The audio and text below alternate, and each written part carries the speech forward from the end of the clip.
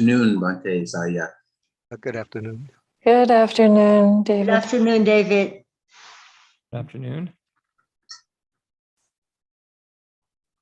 Wonderful talks this morning. Very much looking forward to Reverend Jin Chun and Chin Wei and Venbo Bhikkhu Bodhi talk this afternoon. This whole event has far exceeded my expectations. I want to thank everybody for the deep Dharma teachings.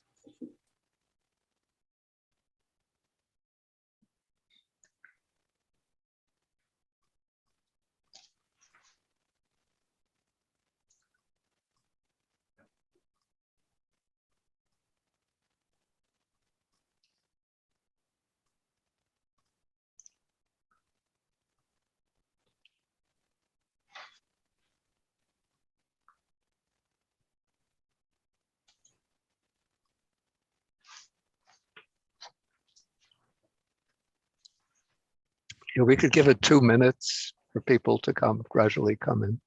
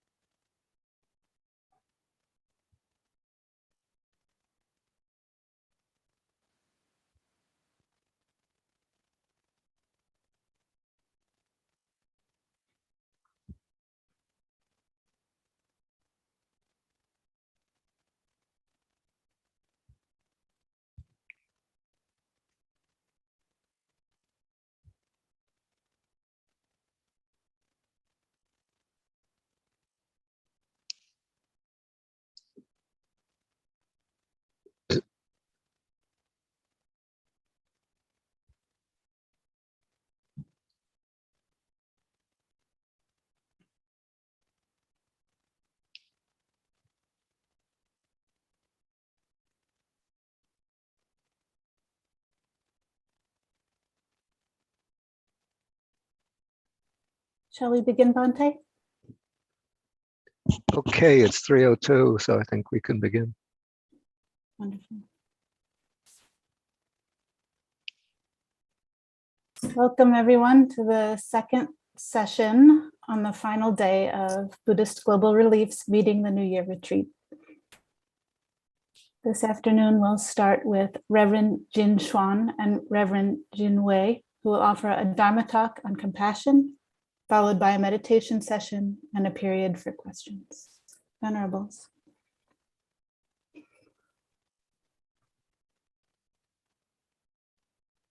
Okay, so welcome everyone. We're very happy to be here, coming back.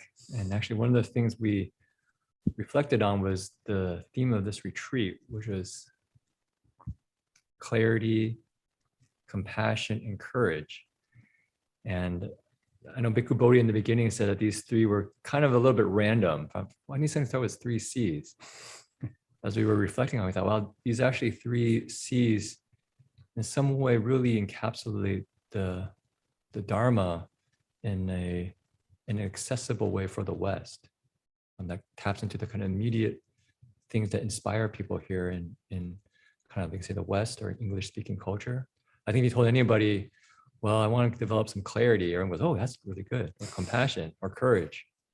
You know, there's no question about it. If somebody asked, what's Buddhism about? We thought clarity, compassion, and courage wouldn't be a bad way to sum it up.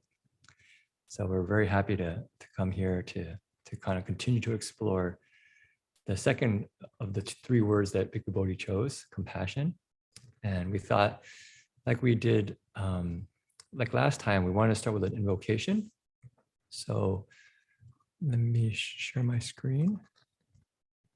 It's a little bit shorter. So we do it one time in Pali, one time in English. And the third time in our tradition is this is the beginning of the Shrangma mantra.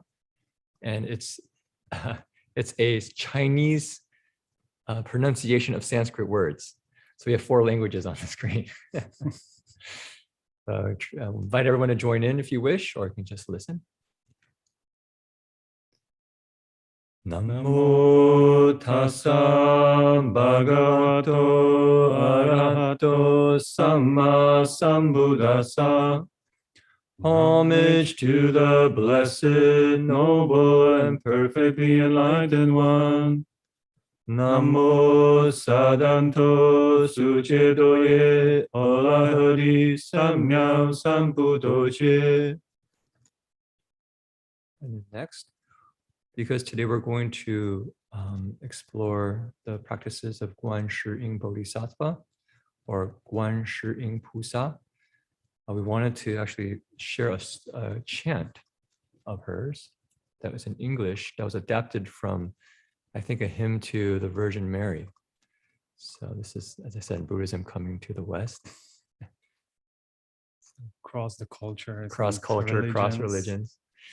And definitely the Virgin Mary and Guanyin Bodhisattva share that quality of compassion and care. Okay. You can join in if you wish. Each verse is exactly the same tune. So after you get the first kind of verse, you can join in. She who hears the voices of the world hears my voice. Namo Guanyin Bodhisattva. She who hears the cries of beings in prison hears my cries. Namo Guanyin Bodhisattva. She who calms the fears of soldiers in battle calms my fears. Namo Guanyin Bodhisattva. She who rescues beings from dangerous roads rescues me. Namo Guanyin Bodhisattva. She who hears the prayers of homeless people hears my prayers. Namo Guanyin Bodhisattva. She who grants the wish of childless couples grants my wish. Namo Guanyin Bodhisattva. She who soothes the terrors of the dying soothes my fears. Namo Guanyin Bodhisattva. She who knows the joy of peace and friendship knows my joy. Namo Guanyin Bodhisattva. She who hears when beings call her name hears my name. Namo Guanyin Bodhisattva. She who hears the voices of the world hears my song. Namo Guanyin Bodhisattva.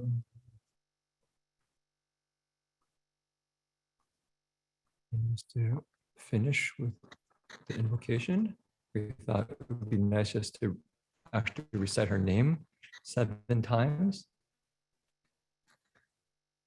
Or just briefly. We have a kind of slightly different tune than normal. This is with the tune that you usually hear with Om Mani Padme Hum. And the syllables is Namo, which is like Namaste, which is homage, or I pay my respect to. Guan is to listen to, contemplate, observe. Shi is world. Ying is sound. And Pusa is a shortened form of Bodhisattva. So it literally means I pay my respect to she who hears the sounds of the world, Bodhisattva. Okay, so we'll just do it for a little bit. Namo Guan Shu In Pusai. Namo Guan Shu In Pusa. Namo Guan Shu In Pusa. Namo Guan Shu In Pusa. Namo Guan Shu In Pusa. Namo Guan Shu In Pusa. Namo Guan Shu In Pusa. Namo Guan Shu In Pusa.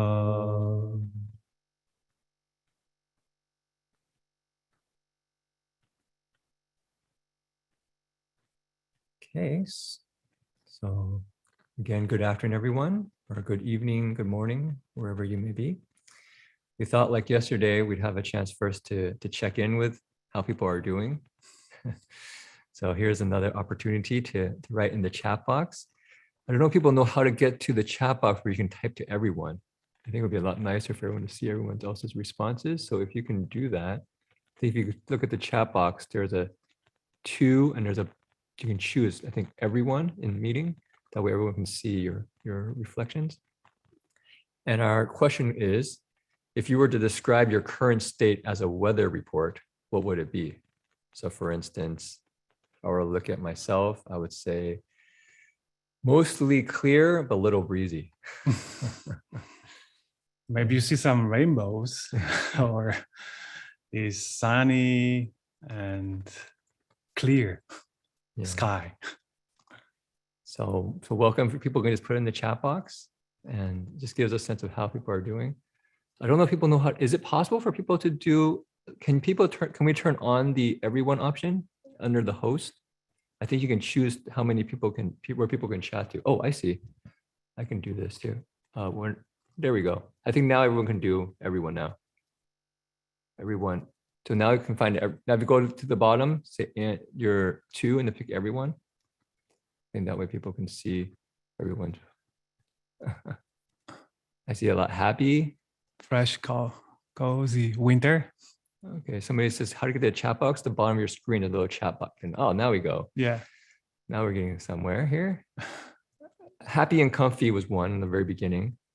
And then here, fresh, cozy winter. Happy, cloudy, sunny, a spring day, calm and bright. Foggy, somehow unsettled. Somewhat unsettled. So maybe needing a little clarity. Sunny, bubbling. Clear and hazy. Clear but hazy, yeah. Warm, good early morning from Phnom Penh. Just a happy face. Deep blue sky. Foggy. Calm with occasional clouds. Calm. If I wonder, here is cloudy and windy. Sunny and clear. Mostly clear and crisp. Cozy and peaceful. Sunny with chance of rain. A little overcast. Grateful, tired. Sunny, crisp and clear. Still a bit cloudy. Oh. Clear and bright in mist of ice and cold. Peach tea again. Wow, let me throw in the peach tea. Calm, compassionate heart. Great, powerful sky. Foggy. Blue sky with beautiful white cloud. Grateful, a bit overcast. Clear with wind and clouds. 7 degrees, a few puffy clouds, calm but storms in the background. Wow, hurricane. Calm, breezes, cloud. So people can continue reading. We won't spend the whole time, but definitely it's nice to see that people have lots of different kinds of weather inside. And with compassion, the spirit is, you just accept whatever the weather's like. We don't need to change the weather to fit our preferences, because often we can't change the weather, right? The weather is what it is. Sometimes it's the outer weather, sometimes it's inner weather. So the compassionate response is to be able to accept what's there and then skillfully respond. And maybe sometimes use umbrella if it's needed. Yeah, some umbrella would be good. Okay, so today we were going to talk about compassion, and we thought of maybe two topics to address or two questions to address. Ayya Dhamma mentioned yesterday about Guan Shi Bodhisattva. And so this is definitely our home team in our tradition. If we have troubles, Guan Shi Bodhisattva is the first Bodhisattva we go to. And we thought maybe we could share a little bit about her. So people, especially her practice of listening. And the second thing we thought about sharing is just how do we practice compassionate listening? So if we were to take this listening into our lives, what would that look like? Those are our two questions that we wanted to explore. And so I'll begin. Guanyin Bodhisattva, as I already explained, her name means she who hears the sounds of the world or the cries of the world. And she's associated with great compassion. And the place I found the most extensive explanation of her kind of own process of cultivation is in the Shurangama Sutra. Bhikkhu Bodhi mentioned it yesterday as well. And this is, it would say, maybe one of the most important Chan or Zen. People are familiar with the word dhyana in Sanskrit or jhana in Pali. So when dhyana went to China, it became chana. And the Chinese always like to shorten things, it became chan. And then when chan went to Japan, it became zen. And that's what came over to the West. But this sutra, the Shurangama Sutra, has been one of these essential Chan meditation handbooks for practitioners over the centuries. And many great teachers have gave commentaries on it and explained this as really important.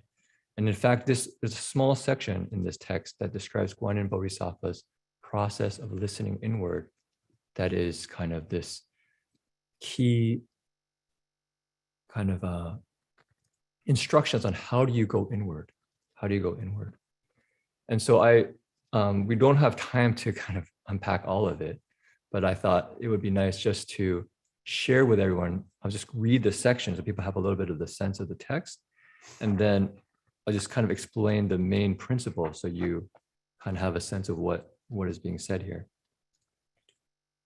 So in one section of the text, Guanyin Bodhisattva actually stands up, asked by the Buddha to explain her own process of awakening. And she says that she was given a method by a previous Buddha, and that it consisted of the enlightened nature of hearing. And she says, I first directed my hearing inward in order to enter the current of the sages. Then she says, then external sounds disappeared. With the direction of my hearing reversed and with sounds still, both sounds and silence cease to arise. So I think in this process, you'll find it's a deepening and deepening process of letting go of all the dualities in our mind, the constructions of our mind. So she let go of the inner and external dualities, and then the silence and sound duality. And she keeps going. So it was that as I gradually progressed, what I heard and what my awareness of what I heard came to an end. So even the duality of her faculty of hearing, that now is just awareness, right? Not just the hearing awareness. Even when that state of mind in which everything has come to an end disappeared, I did not rest. My awareness and the objects of my awareness were emptied. And when that process of emptying my awareness was wholly complete, then even that emptying of what had been emptied vanished. You say this is the emptying of emptiness. You get a little bit of that in the Prajna Paramita Sutra, the Heart Sutra that we read yesterday. And finally, she concludes, coming into being and ceasing to be themselves cease to be. And then the ultimate stillness was revealed. And clearly this could be a lifetime, if not lifetimes of reflection. to really kind of listen to that place in our own hearts, in our own nature. So they describe as that she listened inward to find her awakened nature. And as the sutra continues on, but I'll just summarize, what happens is that she unites with her awakened nature, her awakened mind. And she has the wisdom and compassion of the Buddhas, or say clarity and compassion, freedom or clarity and compassion. So that's number one. Number two, she says, I was able to unite with all living beings, where I was able to feel their pain and suffering as my very own. So in this process of deeply letting go of all the projections and constructions of our mind, the way that we sometimes use the word samjñā, which is this kind of constructed way of perceiving, right? We add to our experience the sam as the construction. We perceive, but we add things to it. We to prajna, which is the direct seeing, without any obscurations, complete clarity. And that complete clarity, she connects with the awakened nature and also with all living beings. And then she says, and then I respond to all living beings exactly to their potential, exactly what they need in whatever form it requires. So she can manifest as anything, from an animal to actually a mountain landscape, to another living being, a human, Blue sky. blue sky. Anything that can help living beings wake up. Guanyin Bodhisattva responds in that way. And so that's, you could say, this deeper kind of practice that Guanyin Bodhisattva, how Guanyin Bodhisattva became Guanyin Bodhisattva. And later she says, that's why I got my name, because of my practice of listening. So she who hears the sounds of the world. And I think this connection between listening and compassion is quite important. Because when we can truly listen to someone by letting go of our projections and our ideas of how things are supposed to be, we really allow the other person to exist. And if they're going through pain and suffering, we allow that to be. And in that listening with care, some kind of healing happens. I think this morning, actually, Ayya Dhammadeepa's story about being a chaplain really kind of embodied that principle. Right? She walked into the room. The daughter told her, no need. The mom says, please stay. Asked the daughter to leave. And then she just starts to cry. And Ayya said that she just was there in presence, maybe just kind of rubbing her back, comforting her. And I think what we can feel from that story, or sense from that story, is Ayya didn't say, don't cry, everything will be okay, don't cry. Yeah. Right? That would actually cut off that place of listening, that compassion and care. She was just there quietly listening. No words, but a lot was being communicated. And because she was fully there, able to receive that, not get overwhelmed herself and can't take it and have to somehow fix the situation, some healing could happen. So I think this actual capacity to deeply listen, I mean, you can go all the way to our nature, to awaken potential, but at wherever point we're at, we can actually practice this compassionate listening of really being able to listen fully, not as much as possible putting down our projections and kind of constructed ways of thinking about things, to allow other people to be who they truly are, and for ourselves to be truly who we are. And this is kind of an ongoing process. But just given the time, if people have more questions, we can investigate. But we wanted to also be maybe more realistic in the sense that sometimes listening is tough. And Jingwei shared a story yesterday, and I thought he'd be great to continue with his sharing of stories, because you can say listening is not always easy, especially when people are upset with us. How do we stay with that compassionate listening when the stakes get higher and the emotions run high? And it's not just somebody crying in front of us where the heart naturally wants to respond with compassion, but when the person's talking to us as a angry voice, maybe a fierce look on their face, at that point, how do we respond? So anyway, so Yeah, it came to my mind that you remind the story of in the morning in Dhamma Yatra, was she who heard the cries of this world or this woman, right? In this moment, can hold the space. What is the one of the names of one in Bodhisattva? She who hears the cries of the world. And yeah, so let's continue the story part 2. Maybe a little bit address today's topic of listening. And when we listen, something unexpected can happen. So yes, I mentioned yesterday the day I met my grandmother, farewell her. It was a day it was intense and full unexpected events day. Just came out from the hospital and I was on the way to my parents' home. I caught the bus number 19, I remember. So long I didn't use the public transportation. So yes, here I am. And I was thinking, okay, let's call my father.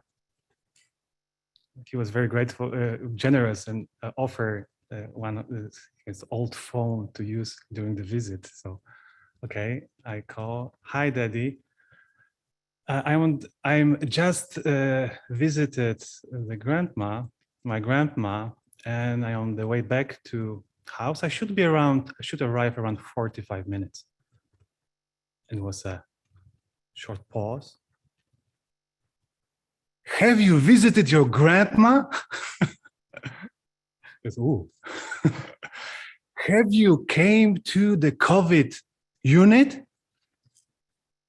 I say yes.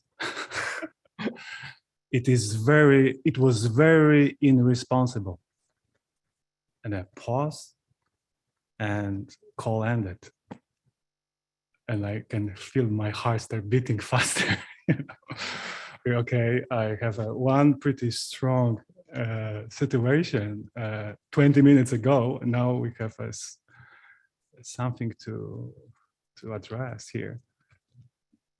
Another, so phone ring. I am on the bus. My stepmother calling me.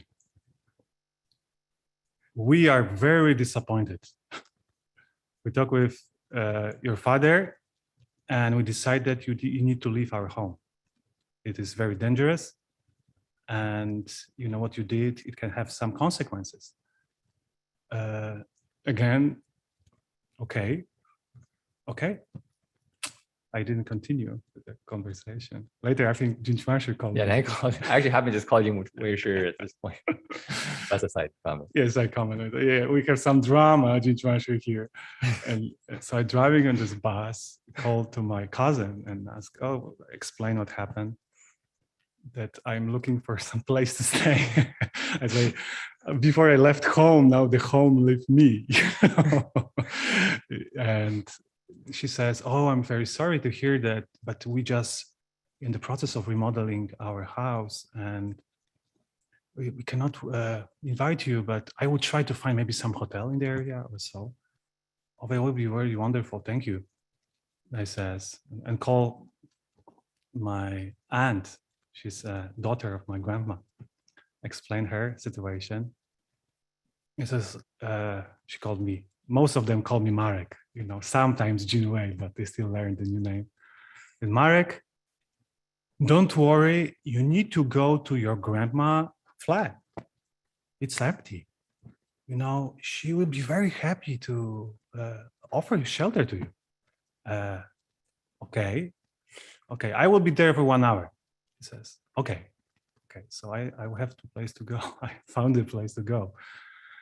And so the bus came to destination. I came out. I kind of standing on this bus stop and found that my body shaking.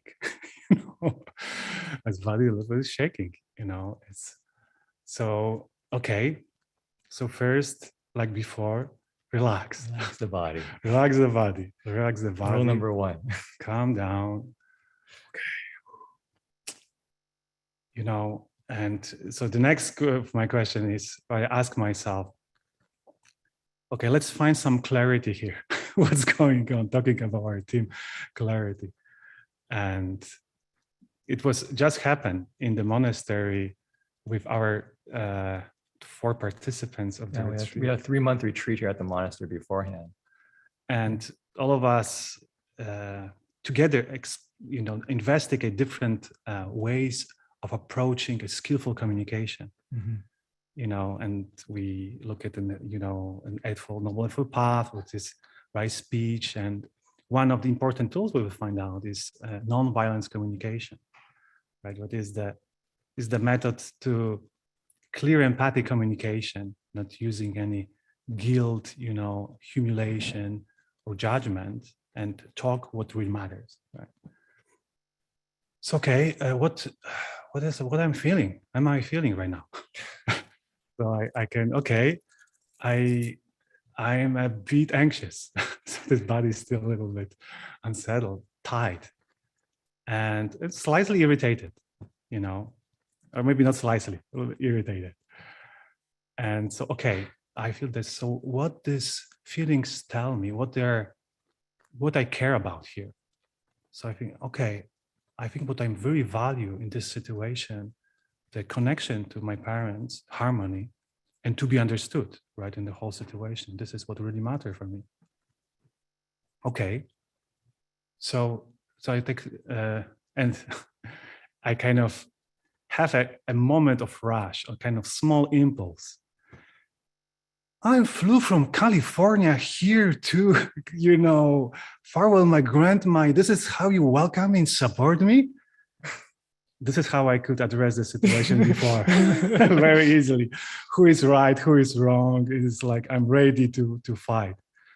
And that's, no, let go. Relax. We don't go there today. Or try to not go there, because of course this is challenging. I felt also, this is challenged. Yeah, I'm challenged. So where my parents, my father and stepmom there, what they feel?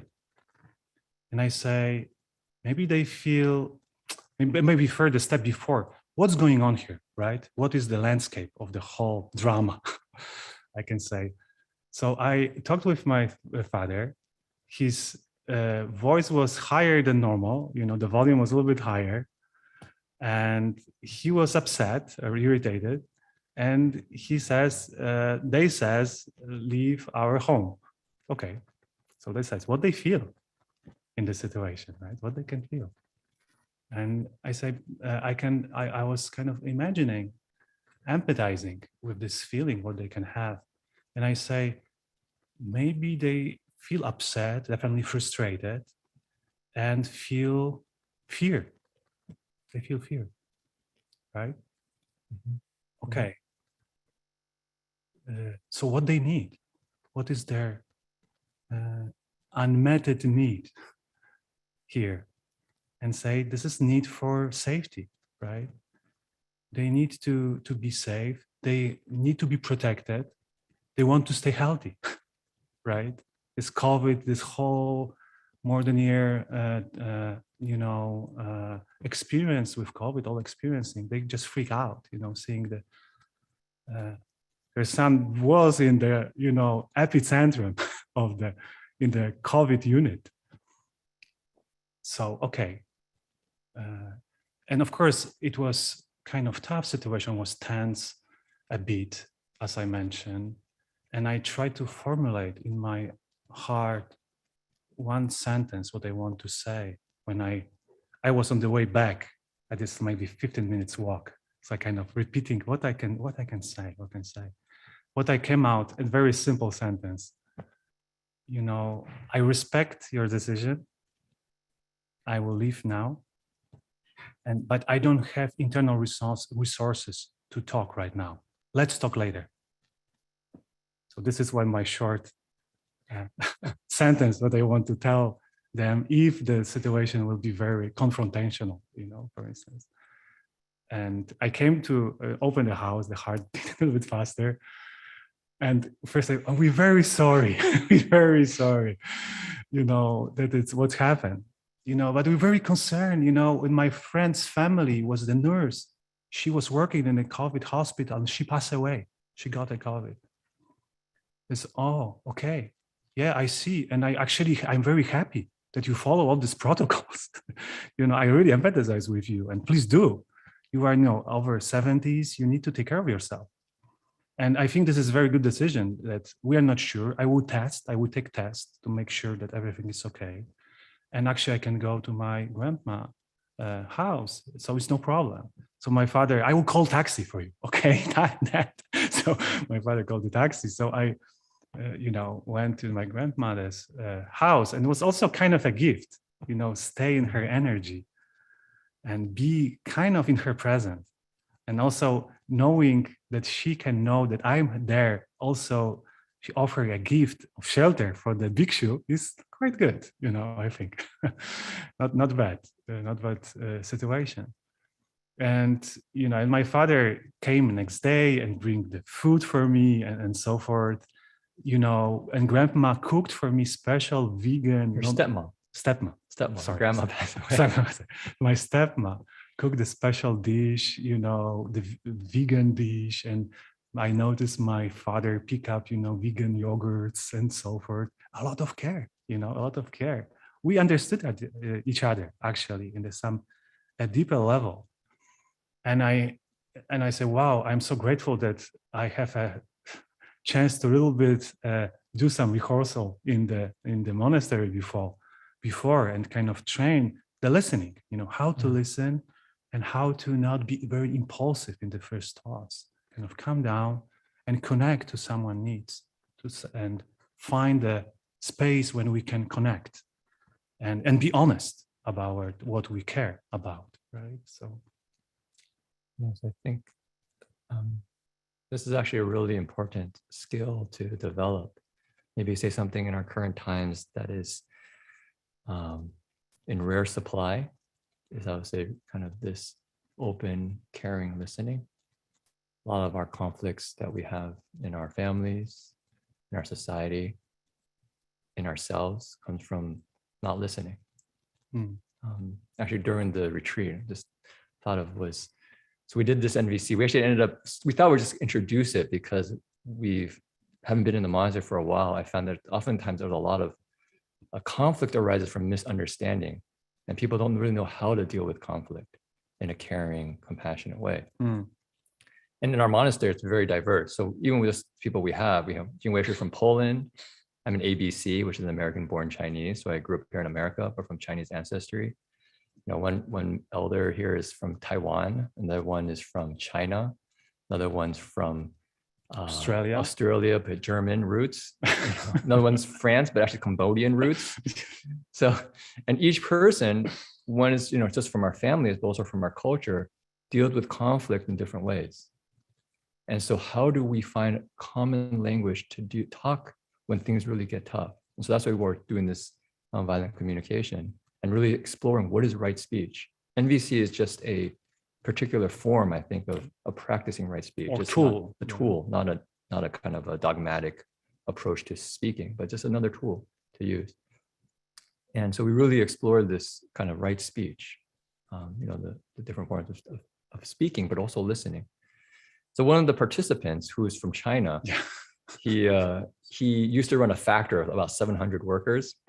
He came over here and wants to become a monk.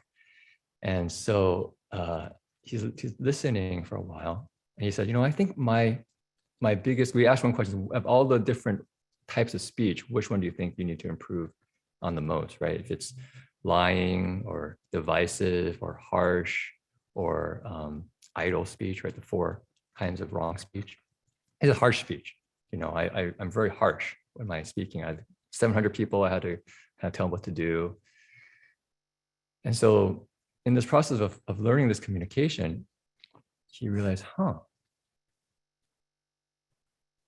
don't think I've ever really listened to my son. So he actually called his son at one point. And he called his son and said, son, I think I'm sorry because I think I've been too harsh with you all these years. It's been like 30, plus 30 years. 35 I've been very harsh with you all these years. And he says, I'm really sorry about that. And I don't think I actually ever really listened to you. And so I just want to ask, what are your thoughts? What do you have to Yeah. say? What do you like to tell me?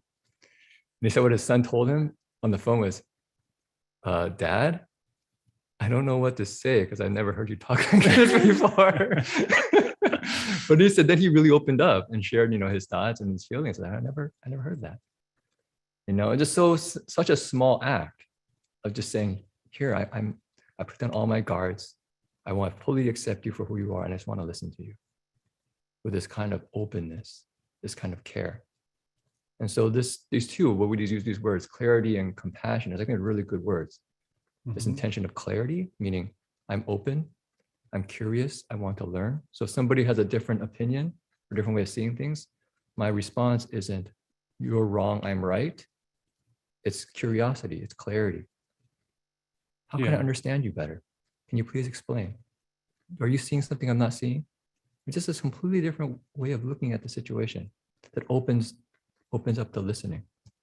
Even we're hearing that someone is angry. Why is angry? Because definitely he cares about something. Yeah.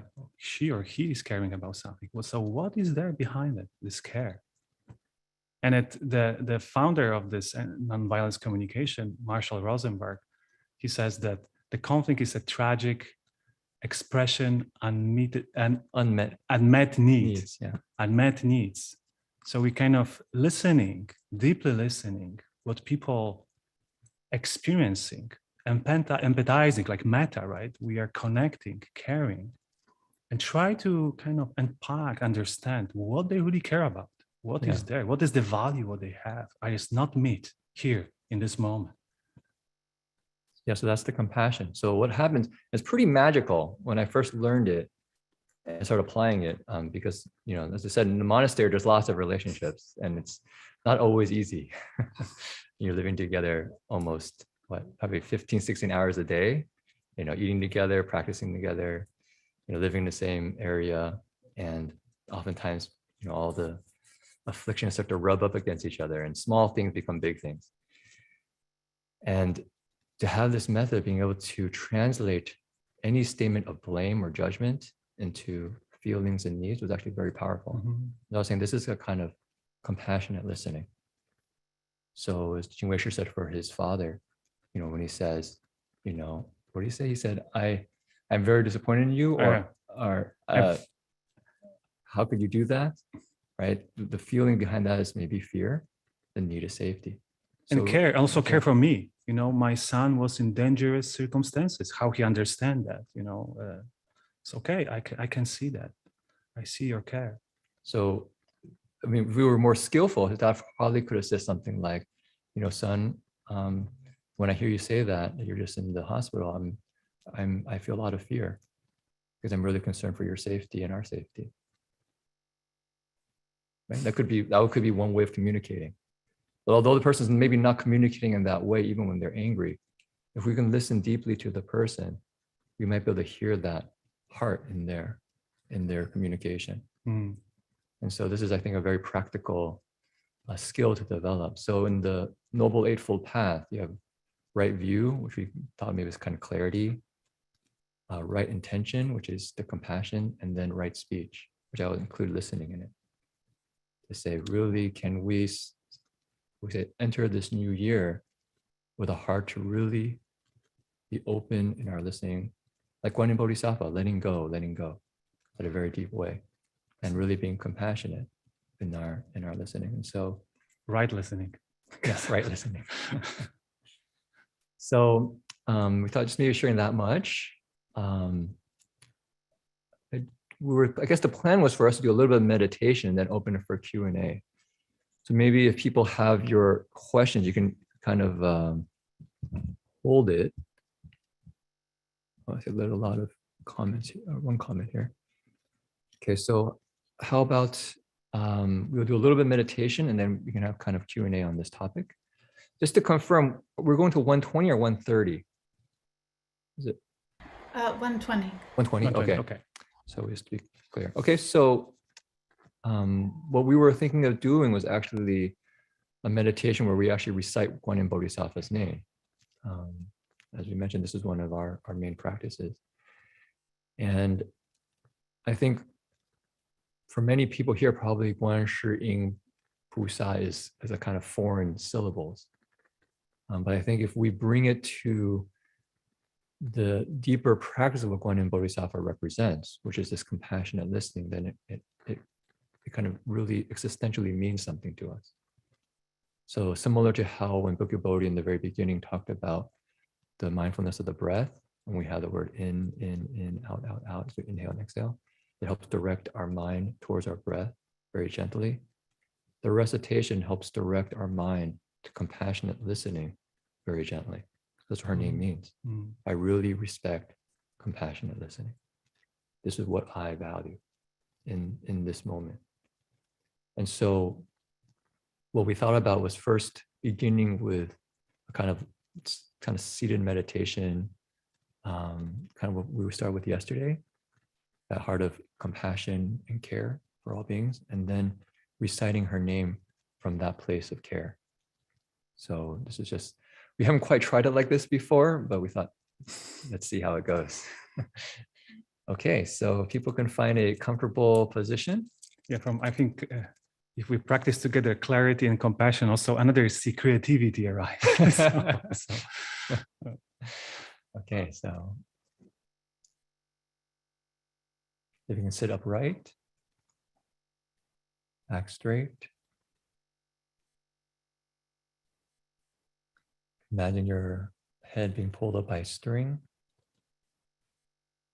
Your body completely relaxing from that string.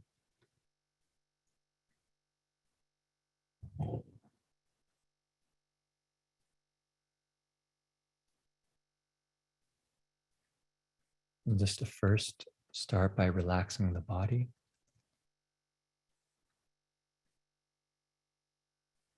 So relax the face. Let go of any tension that we might have in the face.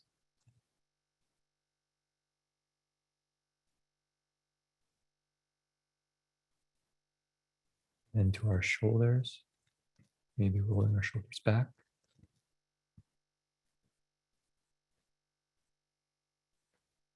And just letting our shoulders hang heavy. Imagine your arms getting heavy. Our left arm heavy. Now our left shoulder to relax. The muscles extend.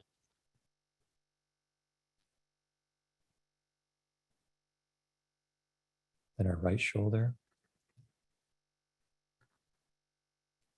And our right arm heavy.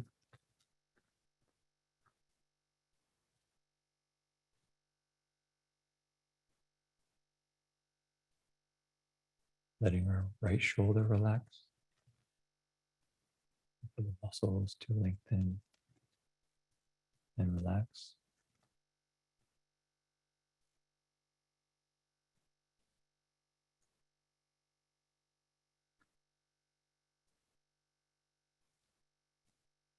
And then bring our awareness to our stomach, our belly. Just relax any tension we might have in our belly.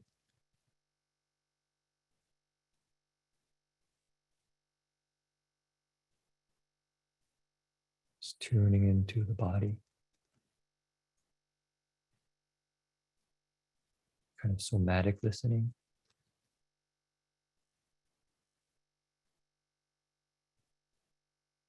And wherever we feel tension, see if we just relax.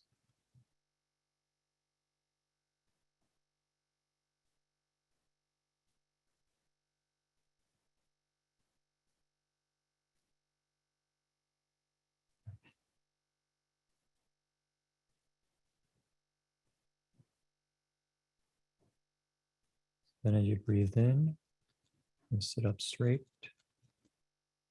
your spine upright. As you exhale, Just relax the whole body.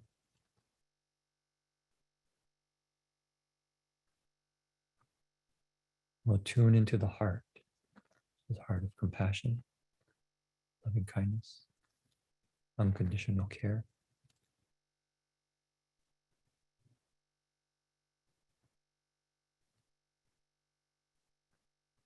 May it be filled with loving kindness.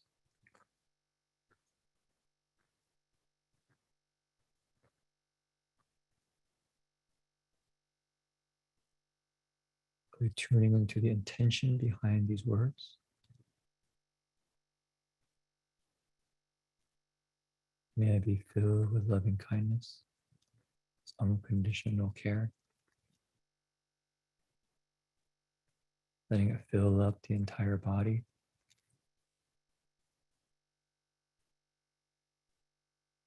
See how this energy just helps the body relax even more. You feel safe and protected.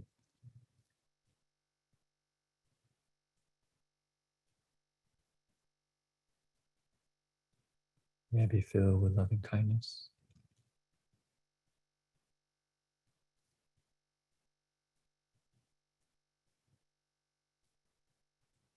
May I be well.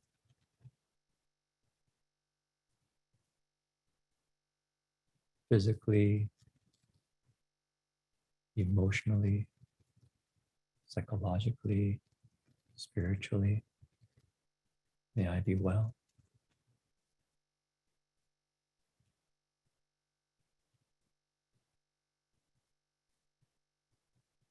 May I be peaceful and at ease.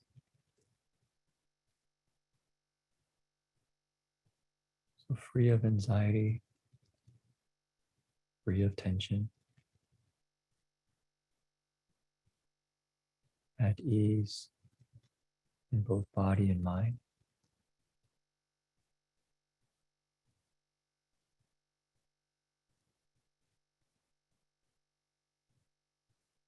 As we send this intention to ourselves, our body continues to relax.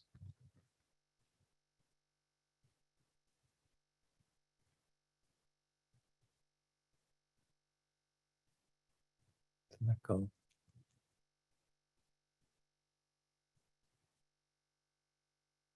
May I be happy. Again, this happiness we don't have to earn. This wish for our well-being is unconditional. No strings attached. No expectations. May I be happy.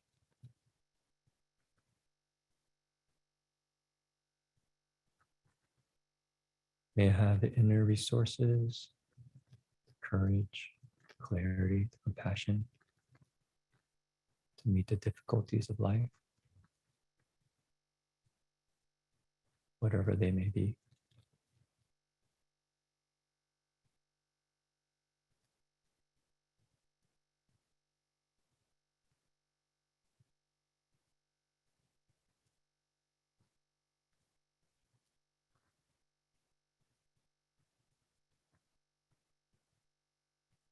Truly wishing ourselves well.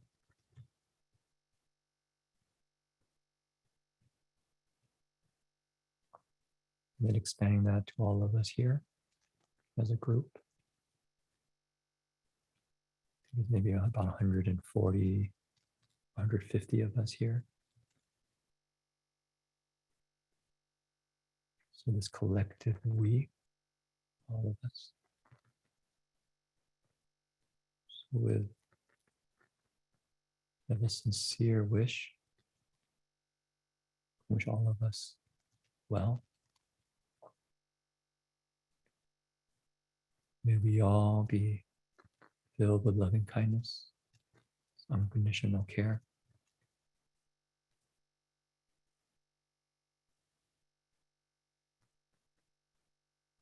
May we all be well.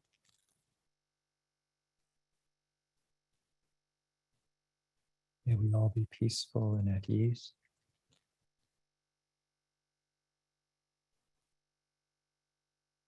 May we all be happy.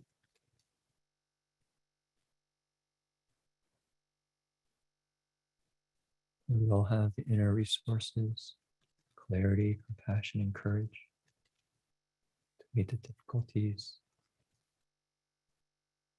as they arise.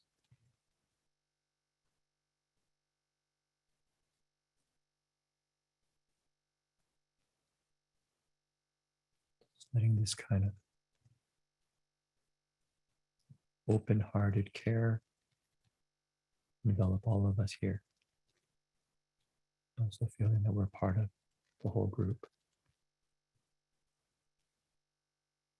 Wishing for each other's well-being.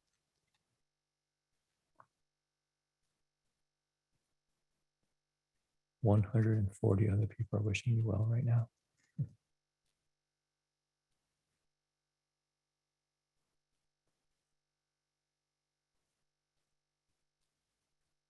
And then one more expansion. You can just imagine all the influences of our life that shaped who we are. Our parents, our grandparents, our ancestors, going back thousands, millions, we said maybe countless eons. In the Buddhist suttas, they actually describe that it is difficult to find one living being who has not been our mother in the past, or father in the past. So there's a deep interconnected relationship to all living beings.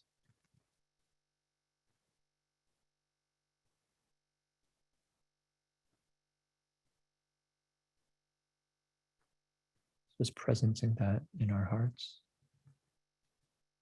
and seeing that each person on this call is also infinite in their conditions, infinite in their relationships. We would like to call this the web of relations, or infinite web of relations.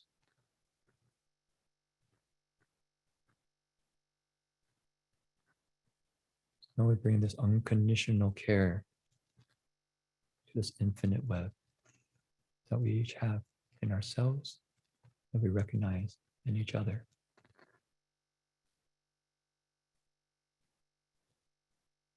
May all of us be filled with loving kindness. May all of us be well. May all of us be peaceful and at ease. May all of us be happy.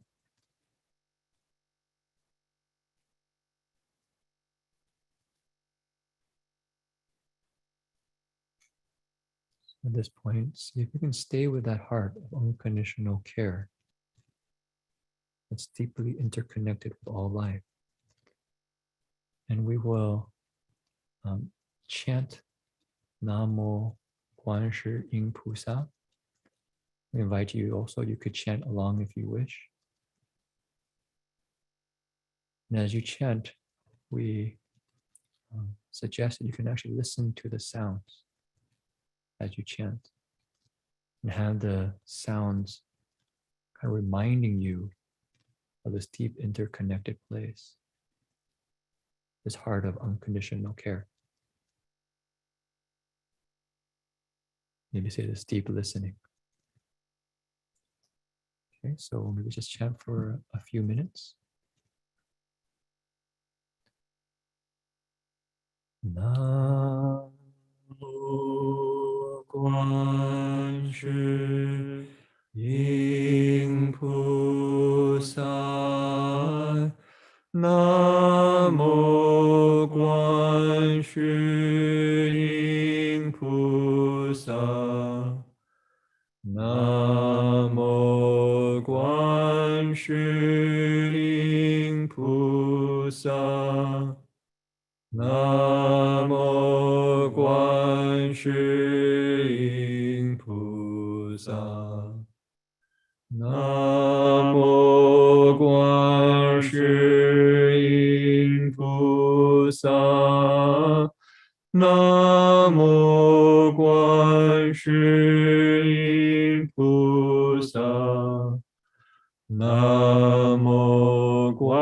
Guan Shi Pusa. Namo Guan Shi Pusa. Namo Guan Shi Pusa. Namo Guan Shi Pusa. Namo Guan Shi Pusa. Namo Guan Shi Pusa. Namo Guan Shi Pusa. Namo Guan Shi Pusa. Namo Guan Shi Pusa. Namo Guan Shi Pusa.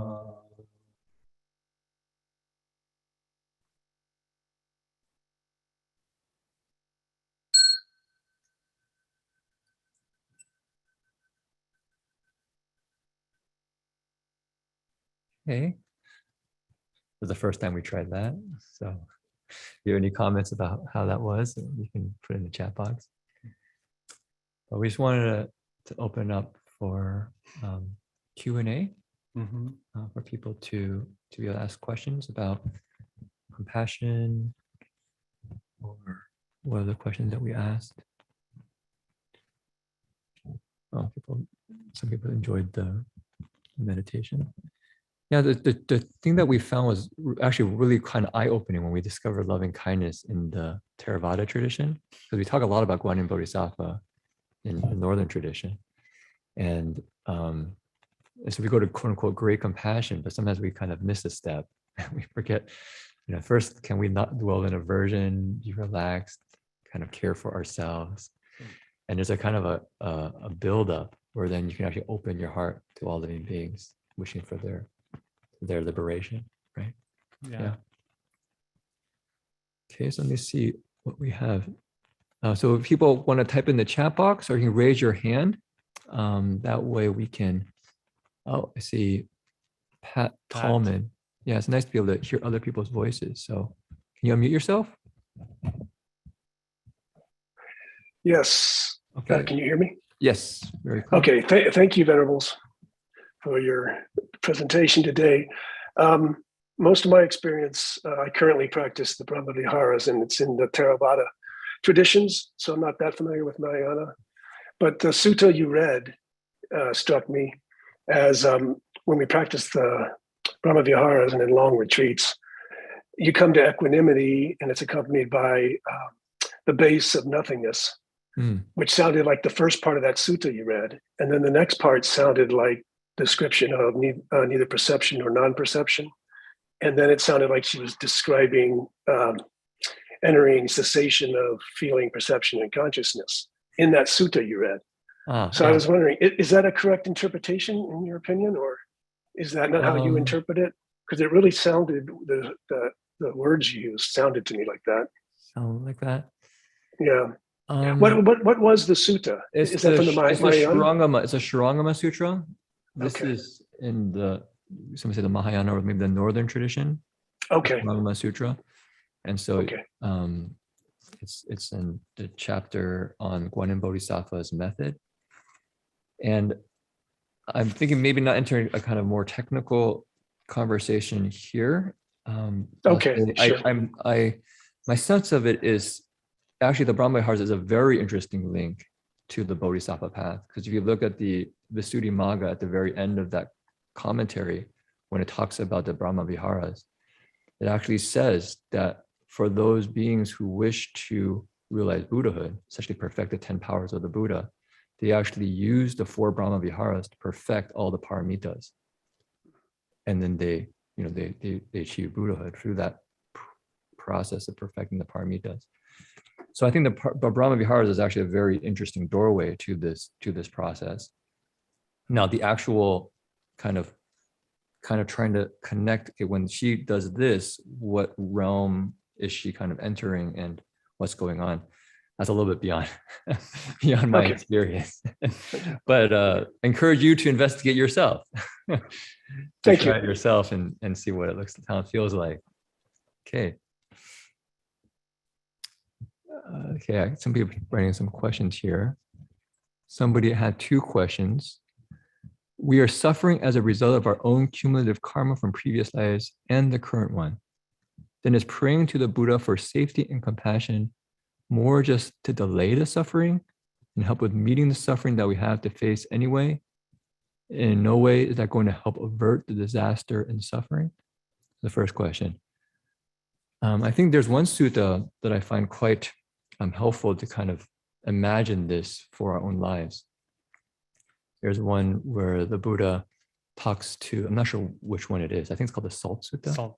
Yeah, Yeah. but there's the Buddha has a cup of water, and he asks the monks, if I put a spoonful of salt into this cup of water, and would the water be salty? Would it be easy to drink? He says, no, it's really salty. You could put a whole spoonful of salt into it.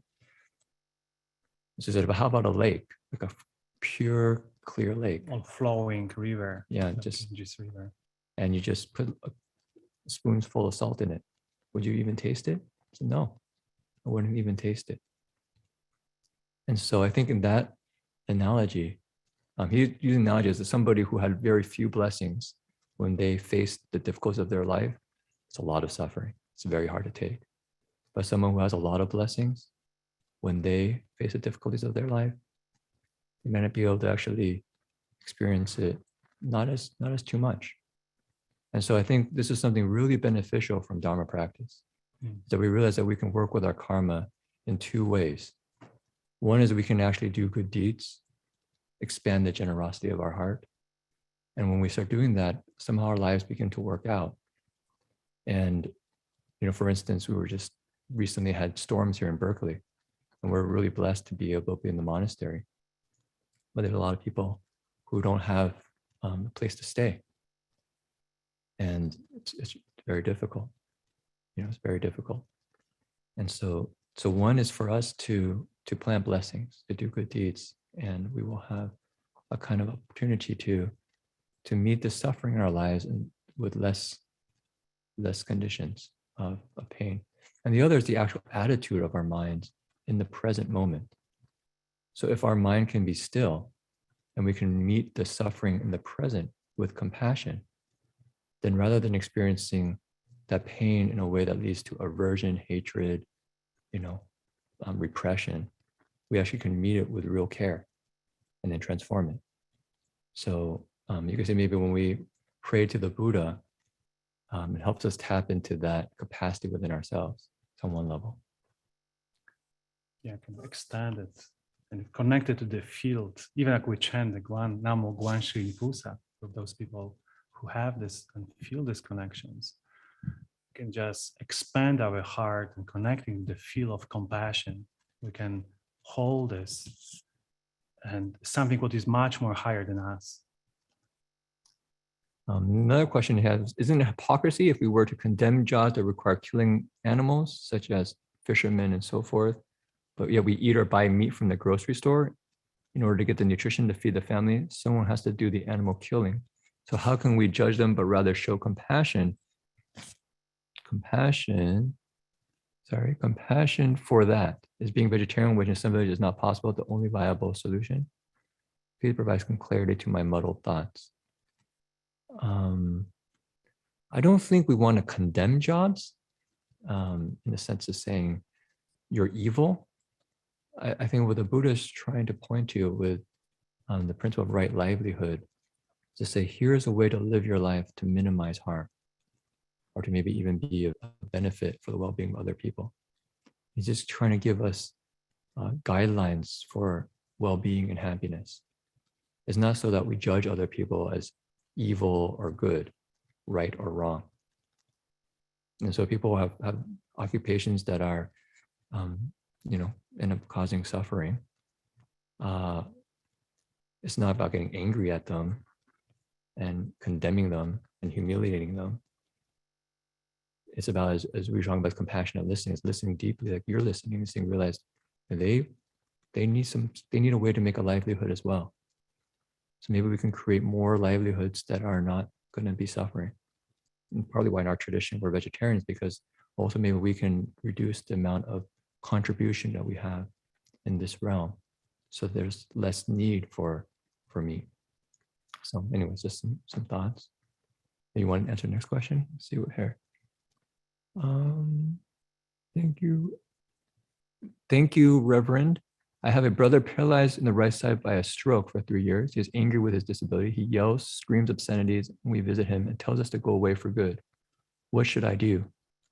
I usually try to be relaxed, focus on my respiration, not react to his yelling, bring food and help with his laundry, and I often tune out the harsh words, and I forget his screaming as soon as I can and come back in a few days to help him. Many thanks. You probably heard this answer, but I say first, probably this kind of situations, it's good to show care for yourself, deeply care for yourself. You know, and of course, the practice of loving kindness is very crucial, you know, and kind of deeply connect to this heart of care for ourselves.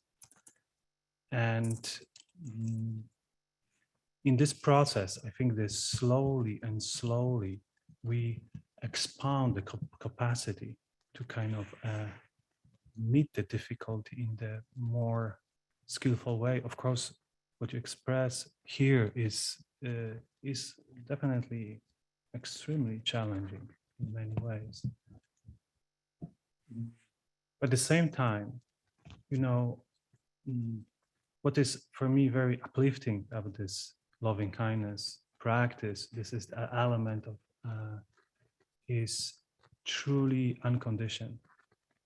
You know, truly unconditioned. It is really a way to connect with someone's, and probably the first, I can say, place when we can look at any times aversion arises in our heart.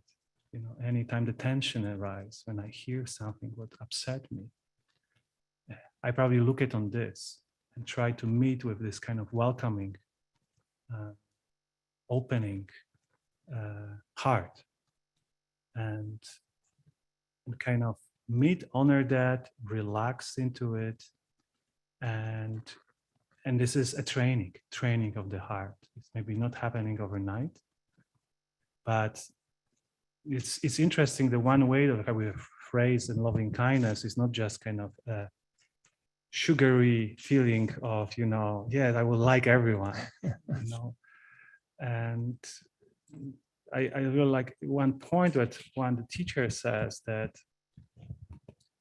even sometimes in difficult situations, I maybe don't like someone, but it not affect my loving kindness towards this person. I can still maintain this unconditional care, even in somehow is difficult to be around of someone. So that not dwell in aversion is one of the expression of kind of loving kindness. Yeah. Going here, we have, okay, please elaborate on what you discussed yesterday about moment by moment and unconditional caring versus thinking of the future and conditional caring. I think what Jingwei Shi just kind of described is maybe a little bit of that principle, which is the moment to moment is really monitoring what's going on right here, right now, all the time. Just mindfulness, sati, you know, being aware of what's going on. And so if we see aversion arise, as we mentioned the first day on clarity, we realize this is not a skillful road to go down, so we let it go. Actually, I found the most effective method is to relax the body. Usually you'll find aversion tenses the body, and if we try to go for aversion directly, oftentimes we end up having aversion for the aversion and ends up being a tangled web of affliction. So I find the first move is go to the body and go, okay, what's tensing up? For me, it's actually right around my face. I can feel something right next to my cheeks. Like, ooh, I feel tension there. I just got to relax. And so that's the moment to a moment we start to monitor. And what you find is that if we can actually monitor the body to be relaxed all the time, it's pretty hard for the afflictions to get going too strong. They start a little bit, but then they don't have the additional field of our body's agitation to kind of push it along. And then the unconditional caring is caring without attachment, with somebody said equanimity. Is caring for other people without any expectations. May you be well. The end. May you be happy. The end. It's not because you do X, Y, and Z for me, then I will care for you. And it actually seems pretty simple, but when you actually really reflect on it, it's pretty profound, because somehow in our society, we've learned that care requires some kind of payment or something, some kind of expectation. So I have to look a certain way. I have to be successful. Yeah, earn a certain amount of money, maybe. So maybe at that point, I'll be really, truly cared for. If I just made this much money and we just keep chasing, because actually it's endless. That we can keep making more and more, and we maybe never get cared for. Who's keeping track? And so it's just go directly, find that heart of unconditional care. And if we find it for ourselves and we share with other people, what we actually find is that life gets a lot easier and a lot smoother and a lot less suffering. So definitely worth exploring more. Maybe just a last question here. Somebody says, Can you recommend the readings on nonviolent communication?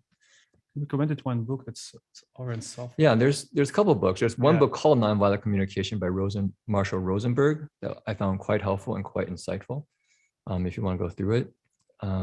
There's another book by Oren J. Sofer, who kind of, I would say, modernizes it a little bit and adds in Buddhist teachings on right speech and mindfulness. So he has a 3-step process, which actually begins with body awareness. He calls it leading with presence, and then right intention coming from curiosity and care. And then the 3rd step is on focus on what matters, where he applies NVC as a way to actually pay attention to what's going on in the moment, on what do you observe? What are the emotions and feelings here? What are the deeper needs they're coming from? And then what are the potential requests that I can make that will meet everyone's emotions and needs, everyone's needs here? Rather than my way or no way, it's how can we all work together? So yeah, somebody had mentioned there's a lot of other good materials, and there's some interesting web videos online as well. So watching Marshall Rosenberg is actually his workshop in San Francisco. Yeah, that's very good. And it's about 3 hours. Like 3 hours, but yeah, very instructive. Okay, I think we're probably coming up to time. I see there's one last question maybe, because I see somebody wrote it. What is the second? He says, how do you practice compassionate listening when somebody is spreading hurtful speech? If I were to say using this method of NVC, or Oren's method, which is, relax the body, come from curiosity and care, then NVC. So rather than demonize the person, to really try to listen to the person. So what are they experiencing? Why are they saying what they're saying? And what's the deeper need that they're trying to meet? Maybe when they use hurtful or hateful speech, is it because they feel anxiety? Because they want to belong? They want community? Okay. So what that does is it humanizes the other person, which then allows compassion to flow, and then allows for us creativity to come out. We can actually then be creative. If it's my way or no way, it's actually not too creative. It's just my way. And the other person's, so if it's like, okay, I can listen deeply to where that person's coming from. I can deeply listen to what I really care about here. Can I find a creative way of addressing this that will actually lead to the greater well-being of not only myself, but the other person, the whole community, so on and so forth. And maybe to some reason, depends of the everything is very contextual, right? We need to know the context of situation, but sometimes maybe we feel we don't have enough resources to meet the difficulty what the person create to us. So maybe it's good to create the boundaries, clear boundaries. So the boundaries were created out of the care, not out of our frustration or anger. You know, similar result, but difficult feeling in the heart. Yeah.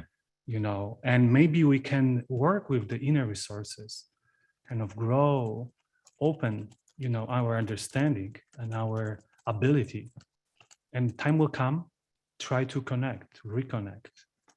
But at the same time, we can maintain the wish for the good wish for the person. But maybe for some time, I need to stay away from the person. Okay, so it's about 1:20. I think at this point we maybe turn over to Patricia Yeah. or Venerable Bodhi. Thank you.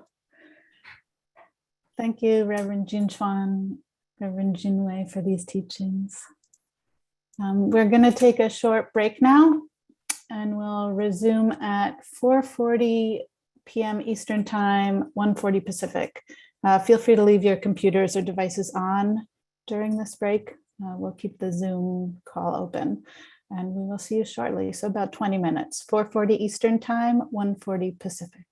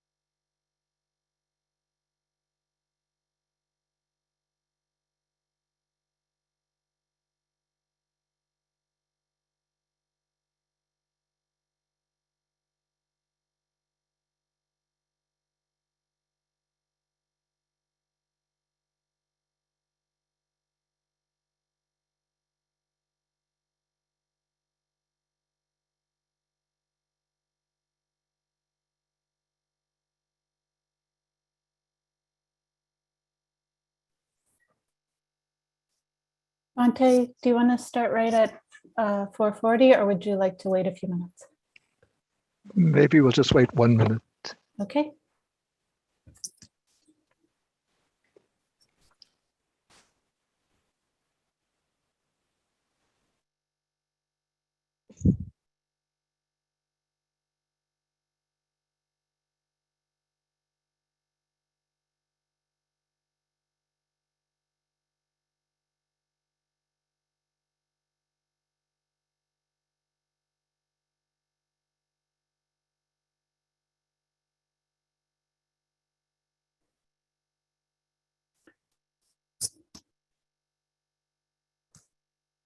Welcome back, everyone, for the final session of Buddhist Global Relief's Meeting the New Year retreat.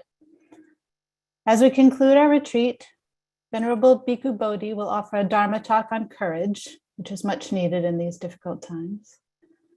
We will then have a meditation session and a period for questions.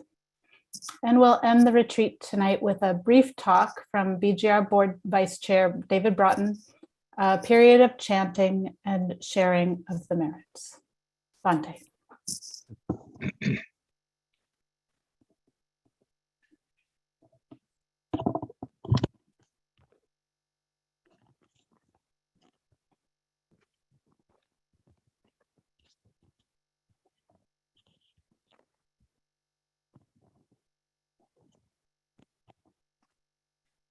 Okay. Good evening and good afternoon, everybody, and perhaps some, I should say, good morning. And so we are now coming to the end stretch of this BGR weekend retreat to welcome the new year with clarity, with compassion, and with courage. And in this session, I will speak a little bit about courage. One comment that was made yesterday when Venerable Jin Chuan was speaking about courage, he explained courage, at least from one point of view, as equivalent to fearlessness. And then we raised the question whether the Buddha himself has courage. But one thing that struck me while I was reflecting on that point afterwards is, in my way of thinking, courage is not identical with the absence of fear. Courage occurs when there is fear, but what courage means is that despite the fear, one proceeds with the course of action that one intends to take because one sees that there is a greater benefit to be achieved, whether for oneself or for others or for both, despite the fear that one will experience, despite the fear that one, or the dangers that one might incur. And I think back to, in my own experience,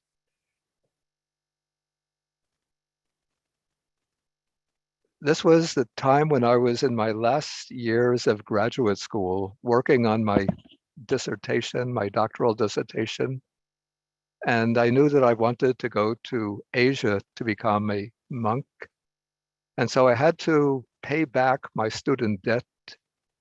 At that time, it was just something like $2,300, which seemed like a lot of money at that time. And so I was working, I got a job teaching at California State College at Fullerton, teaching 2 sessions in world religions. And before that, I had been a very introverted person, never accustomed to speaking in public, rather, as I said, introverted, easy to immerse myself in books and reading and writing. But to speak in public was terrifying to me. And yet I realized that once the semester began, this was during the summer, I would be responsible for teaching 2 classes in world religions. And I was so frightened, so terrified, that during that period, I developed insomnia. When I would try to go to sleep, my mind would turn to the challenge of having to stand in front of a classroom and to speak each time for about an hour about topics that I had to study in order to be able to speak about them. Because I was speaking not only about Buddhism, but also about Hinduism, Taoism, Confucianism, Islam. So I had to study those subjects and lecture on them to the classes. And so I developed this real fear of going into the classroom and speaking in front of the group of students. And this was a time when students were taking over colleges and refusing to allow the teachers to conduct their classes unless they would institute this program, unless they would abolish that program. And I was afraid that this was going to happen to me, and I would have to face these students as they're challenging me to continue my class. And so at that time, I was going into the class with a great deal of fear or apprehension, but I managed to stir up the courage to go into the class and start to speak. And once I started to teach, then all of that fear and hesitancy dissolved away. And I found that I was able to speak quite naturally and fluently and comfortably. And I continued with that pretty much over the years. And so we say that courage is not the absence of fear, but it's the willingness, the determination to pursue one's aspiration despite the hesitancy that might be induced by fear. And what are the kinds of fears that block one from fulfilling the call of courage? Okay, one kind of fear, and it's a very real fear, and that is fear of physical harm, of violent reprisals, perhaps even death if one pursues one's aim. So this is a kind of fear that has to be faced by those, often by those who speak up for human rights, for those who expose corruption in government, particularly the type of people who have to live with this fear all the time are journalists.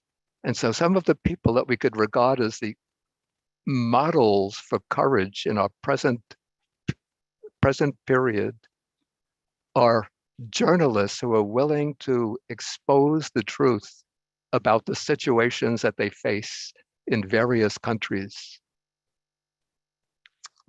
In fact, I believe one of the professions in which there's the highest rate of murders among those on the job is the profession of journalism. In Latin America, in Mexico, it's quite common for a journalist who exposes political malfeasance on the part of the authorities to be murdered, to be killed. And in Asian countries also, that is a constant danger. I know in Sri Lanka, there were periods when journalists were being persecuted by the government, and quite a number of very prominent journalists were killed. This was in the late 1980s, early 1990s. And so in certain professions, one faces a very real threat of physical harm, violence, even death. And in those situations, sometimes if one has responsibilities to others, one might have to temper one's courage and not be able to act fully to fulfill the demands of courage. But in other situations, if one does not have those responsibilities to others, and one is willing to face the likelihood of one's own harm and physical damage, then one can come forward and speak up or take the necessary action to fulfill the demands that are imposed upon one. Okay, other types of fear that act as impediments to courage would be fear of loss of status, loss of position, or loss of material security. For example, if you follow the call of courage, if you're in a position of responsibility, then you might lose your job, your livelihood. Another type of fear is fear of blame by others, criticism, ridicule.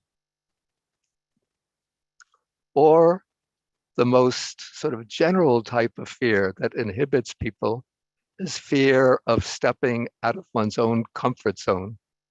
I think one finds that fear largely amongst those who have the responsibility for doing public speaking. They might be the way I did when I had to begin my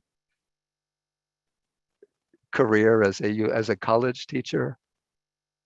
And so because one is afraid of appearing in public and speaking, then one has to, in order to overcome that fear, you have to marshal the courage and the determination to come out into the public arena and to speak. Okay, in today's world, I want to speak briefly about the areas in which courage is particularly called for.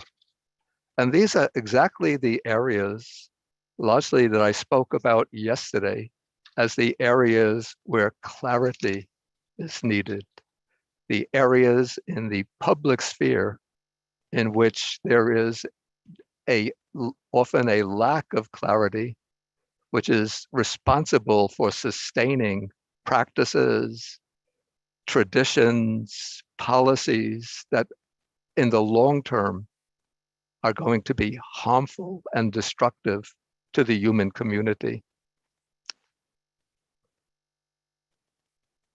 Okay, so we can begin with, I spoke yesterday about the COVID pandemic.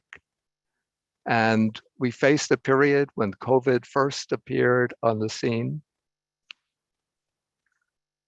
that there was widespread misinformation was being spread about the severity of COVID. Some newscasters were saying that COVID is no more serious than the common cold, that it's just an ordinary virus and that we don't have to have any worries or concern about it.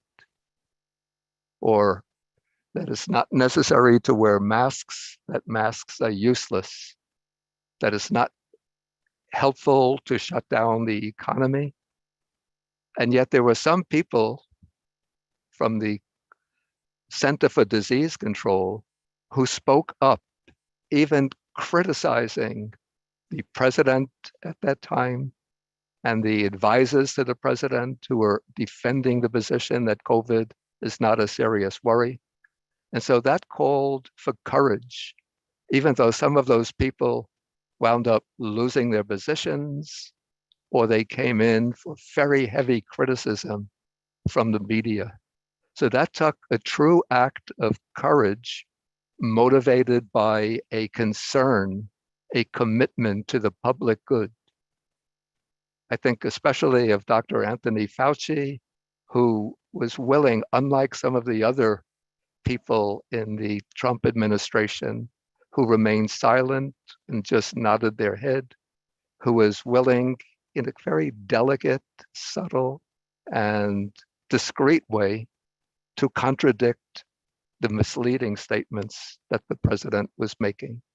So that was an act of courage. Okay, another area in which courage is needed is that of speaking the truth about climate change.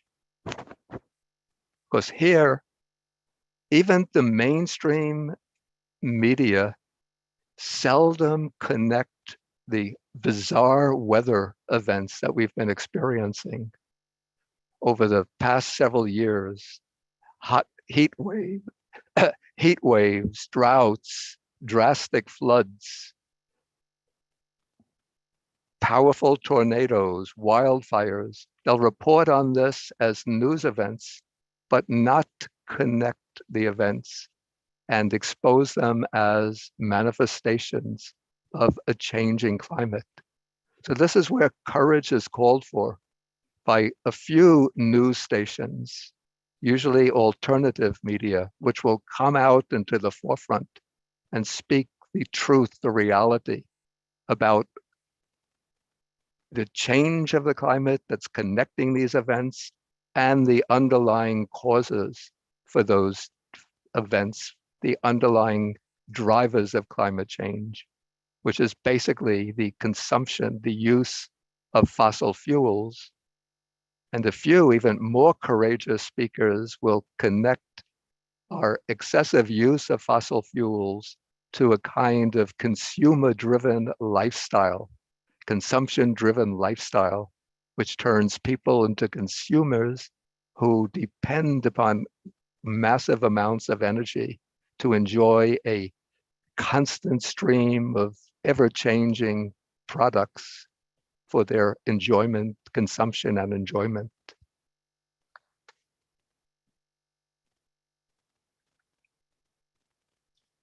Okay, a third area in which a great deal of courage is required today, and that is in addressing the problems of social and economic inequality and the intricate interconnection of social and economic inequality with racial discrimination, racial distinctions. And in this area, I find as an exemplary, almost the ideal model of courage, of outspoken courage, is the Reverend William Barber Jr., who is the founder, co-founder of an organization called the Poor People's Campaign, which has been advocating for several years now, for about 3 years, for Congress and for the political administration in this country to enact policies that will address the needs of people who are facing every day, facing the challenges of endemic poverty, people who are homeless, who don't have enough to eat, who don't have health care, who don't even have sanitation. And so this takes enormous, not only courage, but determination and persistence to stand up against a political system heavily dependent upon campaign donations and lobbying from the industries and corporations that benefit from economic disparities. And then the fourth area in which there's the need now for courage in the public sphere that I pointed out yesterday is that of creeping authoritarianism leading to or tending to autocracy. And so this especially requires courage because there's such a powerful wave in this country of people who have thrown their support behind that tendency towards authoritarianism. We saw the manifestation of this almost a year ago with the storming of the Capitol in Washington, which was acts of violence, but not acts of true courage. The acts of true courage were exercised on the part of the police, the Capitol Police, who stood up against them. But what is the kind of courage that's especially needed today is the courage to call out this drift towards authoritarianism, towards autocracy, to expose the dangers in those tendencies, and to advocate strongly for upholding the norms of liberal democracy, especially to stand up in defense of voting rights, which is in a way the lynch key to protecting democracy in this country. So that requires strong surge of courage and determination, particularly when one is coming up against powerful forces, popular voices spread over television, over the internet, which are constantly confusing people and bombarding people with misinformation and disinformation. And if we look at all of these areas, these problematic areas that we face, the spread of the COVID pandemic, climate change, economic, social, and racial injustice, and creeping authoritarianism, what lies behind them, what sustains them, is falsehood, lies, the dissemination of lies, that COVID is not so serious, or now the Omicron virus is really nothing to be afraid of.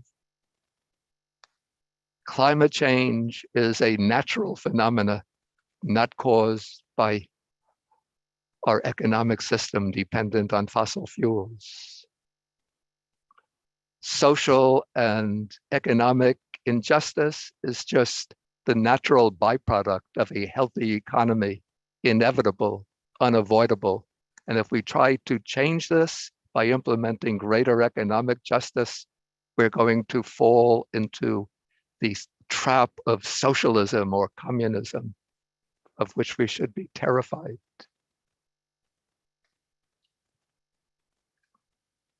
And so courage is almost inextricably connected with a commitment to truth. And a commitment to truth depends on clarity, having a clear understanding oneself and being willing to investigate, to examine, to expose oneself to different sources of information, if necessary, to arrive at a clear understanding. And once one arrives at a clear understanding, the willingness to speak the truth in one's own circle of friends or to larger circles in order to convey the truth that will counter these harmful, detrimental forces at work in our society.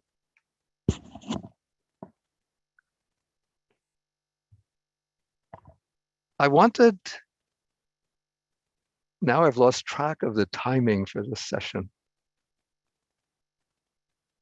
Okay, let me just see. This session goes until 5:50. So you have another 45 minutes or so. Okay. What I wanted to do is to give a photographic exposition of some figures that I would regard as maybe profiles in courage, models of courage. And so what I'm going to do is to share the screen. And then we'll go through these photos and I'll say a little bit about each person.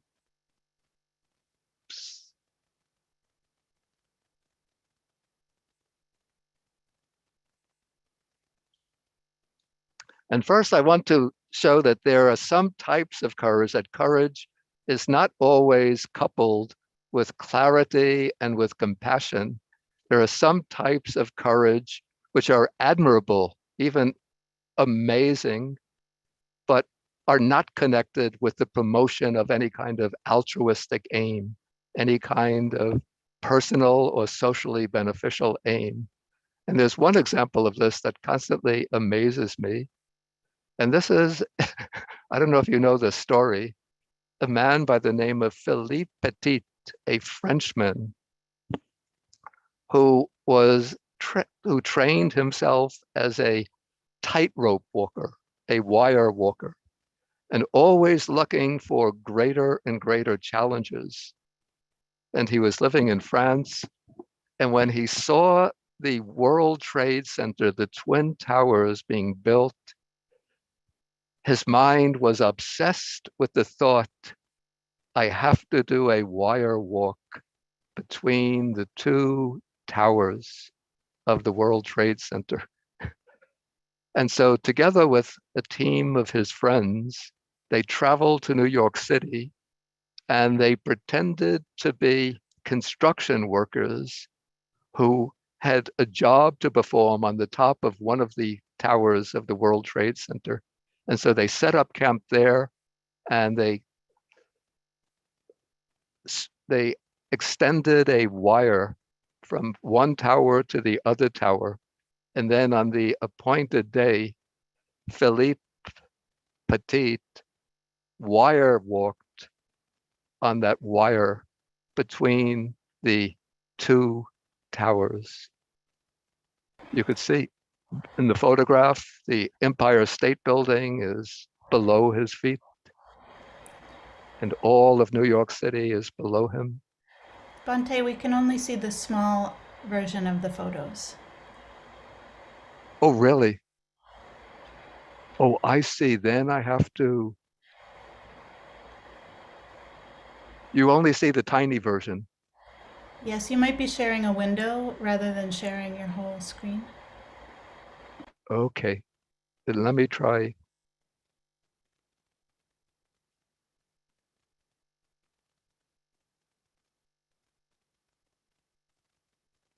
Okay.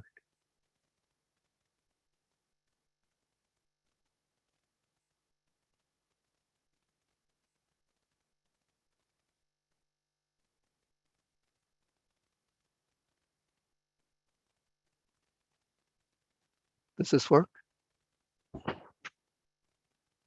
Yes, we can see it now. Okay, I'm sorry.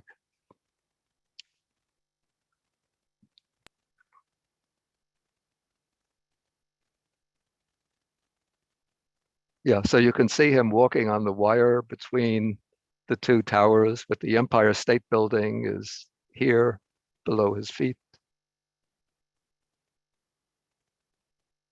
And when the authorities in New York heard the report that there was a man walking between the two towers, they sent the police up to call him to come down, but he would walk back and forth. He wouldn't come down. And then they sent a helicopter, threatening to send a helicopter to pick him off the wire. But before the helicopter could arrive, he walked back onto the tower and came down. And they were going to arrest him. But instead of imprisoning him, he agreed to do a performance at a normal level in the park, in Central Park for children.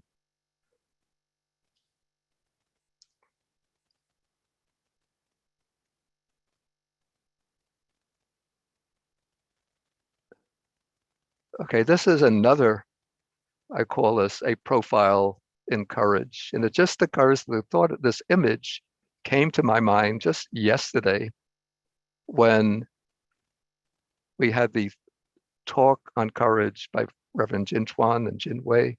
Somehow this image came to my mind, and then I did a little searching on the internet to find out what lay behind this image.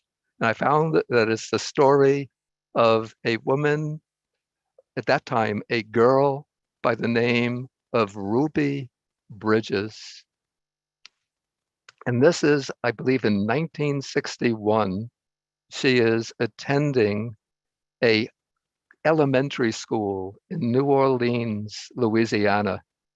In 1954, the Board of Education, the Supreme Court had ruled that, in the case called Brown versus the Board of Education, ruled that having separate schools for white students and black students was unconstitutional.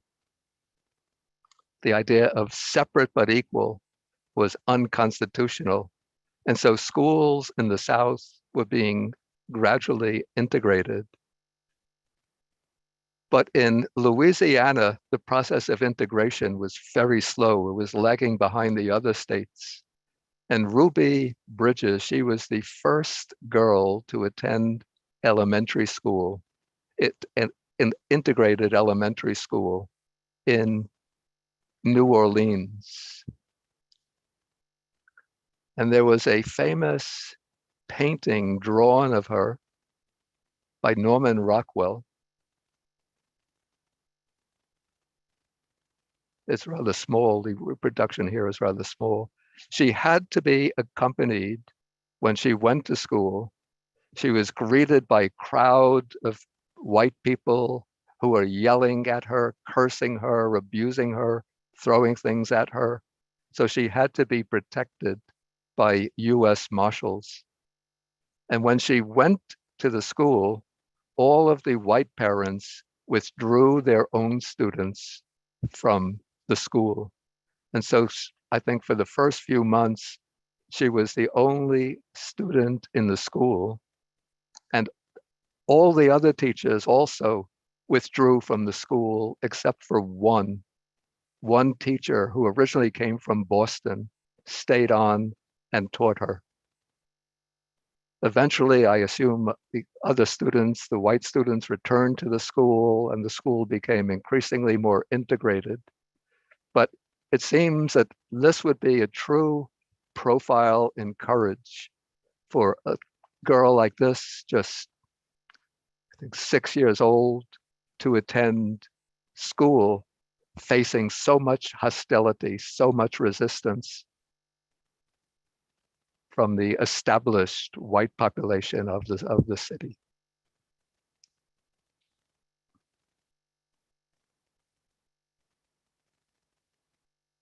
And this is Ruby Bridges today, or well, maybe a few years ago. She's become an author of several books. And there's a documentary about her. And she visited when Obama was the president. She was invited to the White House. And there's a little video on YouTube of Ruby Bridges and President Obama looking at the picture by Norman Rockwell. Apparently, they must have borrowed that picture, that painting for the occasion. And Obama says to her that if it wasn't for people like you, I wouldn't be in the White House right now. So this we could take to be an example of a profile of courage.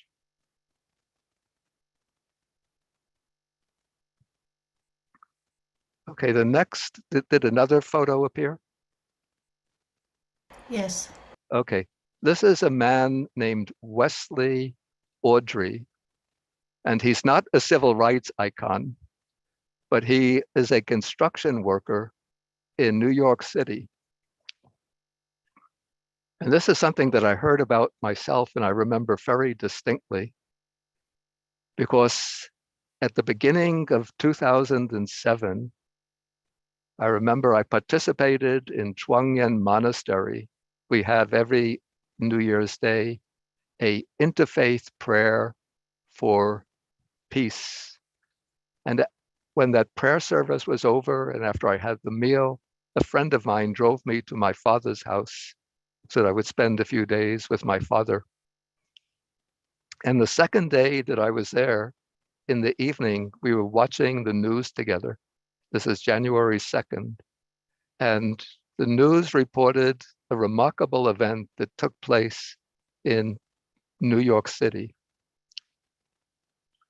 Sometime in the early afternoon, Mr. Audrey here was standing on the platform of a subway station in Upper Manhattan, together with his two daughters. And there were a number of other people on the platform. And one of them was a young man who had a kind of seizure, perhaps an epileptic seizure. And he fell off the platform onto the train tracks. And in the distance, the people on the platform could see the train starting to approach the station. And so Mr. Audrey jumped from the platform onto the tracks. Since he was a construction worker, he had a very sharp eye for distances, and he could see that there was enough room between the tracks and this area between the tracks for two human bodies to fit. And so he jumped onto the tracks. He jumped onto this young man who was having the fit, pressed his body down and his own body down as the train came into the station and settled in above them. Then when people got out, then the train continued on, and Mr. Audrey and the young man came out safe and sound. So this, I would say, was a true act of courage, motivated by such a strong, spontaneous, deep compassion that Mr. Audrey didn't even have to think about, should I try to save him? Should I not save him? But just spontaneously, naturally, he jumped onto the platform and saved that man's life. After that, he was given a lot of accolades and praise and appeared on news programs. And the New York multimillionaire Donald Trump sent him a check for $10,000. This was in his businessman days. And George W. Bush invited Mr. Audrey to the State of the Union address this was in 2007.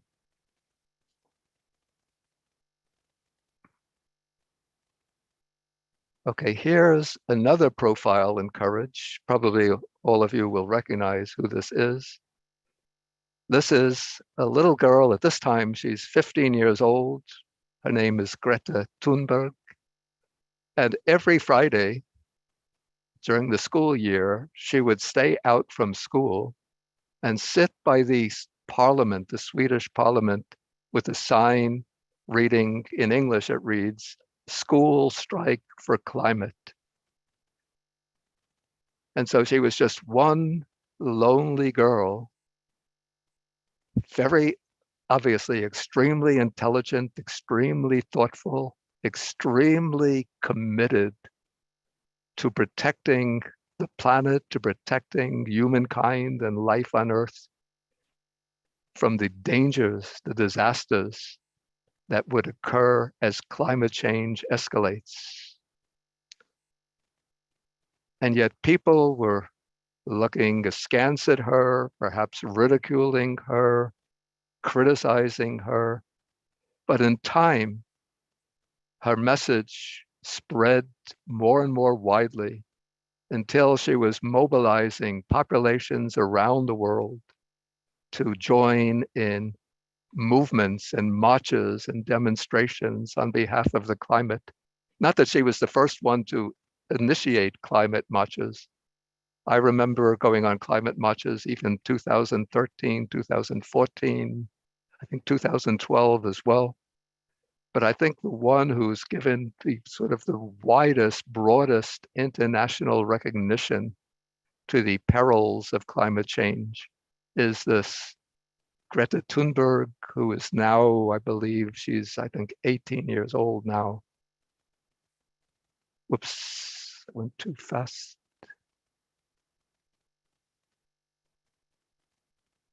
Yeah, so this shows the kind of climate march taking place. I think this would have been in September 2019. This was at a time when Greta Tunberg came to the United States. And at that particular weekend, climate marches and demonstrations were scheduled all around the world. And the largest one was held, I believe, in New York City. And Greta Tunberg was the featured speaker at the end of the climate march. So this shows that if one has courage, determination, in her case, extreme clarity of understanding, one can bring about tremendous transformative effects. one can have a tremendous transformative impact. Of course, even though so many people now are conscious of climate change, but because of a very sterile political system, the actions that are needed have still not been taken. Okay, now I'm coming to some profiles of courage in relation to the Dharma. And the person that you see in this picture, it's a little image. I hope it's visible to everybody. This is the first Buddhist monk from continental Europe in modern times. In ancient times, there were probably Greeks who came to Asia and became monks. But this is the first European monk in modern times, the first person in modern times from Europe to take monastic ordination. His name on ordination is the Venerable Nyanatiloka. He was trained as a classical musician in Germany, a concert violinist, and then in conservatory in Paris. And he had a bright, brilliant career ahead of him as a classical musician. But he was also interested in philosophy, and he attended a lecture on different Asian religions. And one of the topics covered was Buddhism. And when he heard about Buddhism, his interest was immediately aroused. And then a short time later, his music teacher gave him a little booklet on Buddhism and told him, read this, it's very interesting, but don't get any crazy ideas into your mind about becoming a monk. But when he read the booklet, he got the crazy idea, I have to become a monk. And so what he did was to schedule for himself, because he didn't have I assume he didn't have the money to buy a ticket straight to Buddhist Asia. And he even had the mistaken idea that Buddhism was flourishing in India. And so what he did was to schedule himself to participate in a number of concerts along the overland route from Germany to India. And when he got to India looking for Buddhism, he was told, we don't have Buddhism in India. If you want Buddhism, you go to Sri Lanka. So he went to Sri Lanka, but in Sri Lanka, he was told that it's better that he go to Burma, where there was already at least one European monk from Scotland, from Britain. And that was the Venerable Ananda Metteyya. So he went to Burma, he was ordained in Burma. Then he came back to Sri Lanka in 1906, I think. And he wound up establishing a hermitage for Western monks called Island Hermitage in 1911.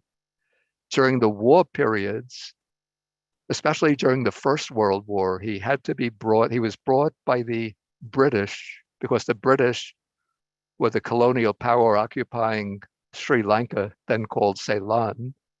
And so the British didn't trust the German occupants of Sri Lanka, including the monks. And so they brought Nyanatiloka and his fellow German students first to an internment camp in Sri Lanka, and then they sent them to Australia. And from Australia, he was released on condition that he didn't try to return to Sri Lanka. And so he went from Australia to Hawaii. Then from Hawaii, he went to China and tried to travel through China with the hope of finding some Theravada monasteries in the Chinese region of Yunnan, which is just north of Myanmar. but he didn't succeed. In fact, he was apprehended by the Chinese, probably at the urging of the British, and he was imprisoned for 2 years.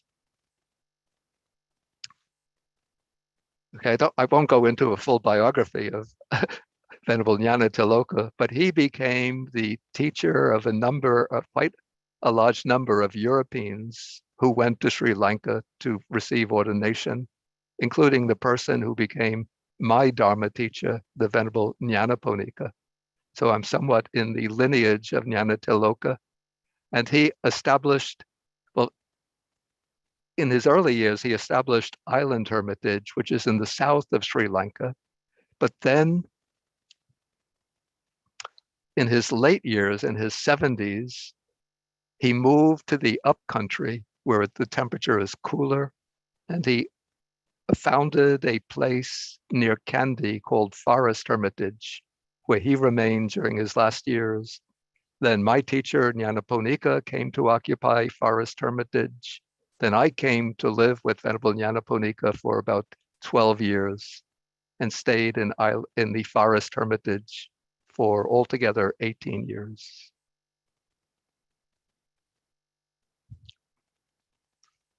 Okay, next profile in courage is Dr. Brm Bedkar, perhaps not well known to Western Buddhists. Dr. Bedkar is an Indian, or was an Indian, born into the caste called the Dalits, or the community called the Dalits.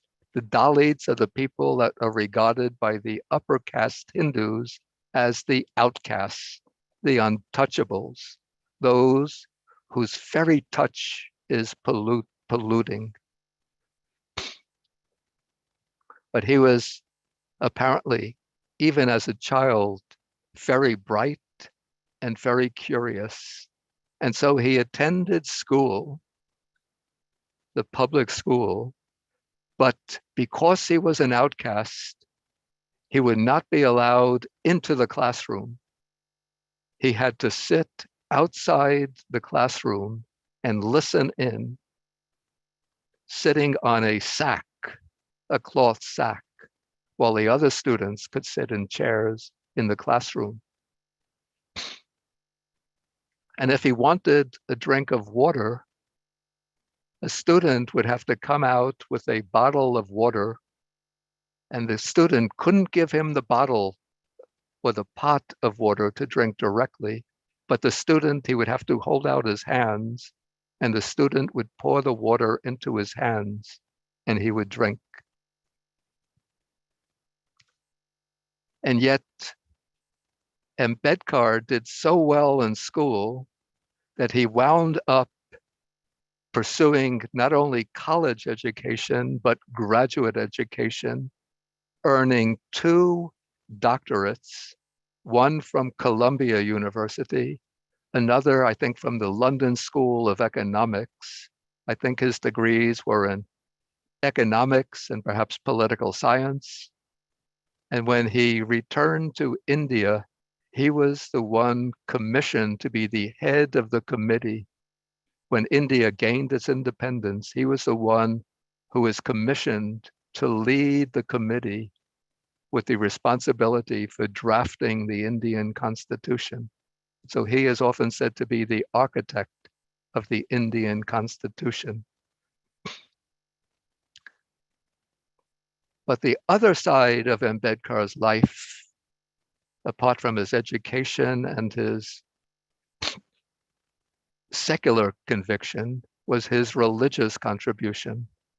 He was born into the Hindu caste system, but he determined that he would not live his full life as a follower of Hinduism, and he undertook an extensive study of the world's religions to find a religion that would be most suitable for the people of his community, the Dalits, who are the rejected outcasts of Hindu society.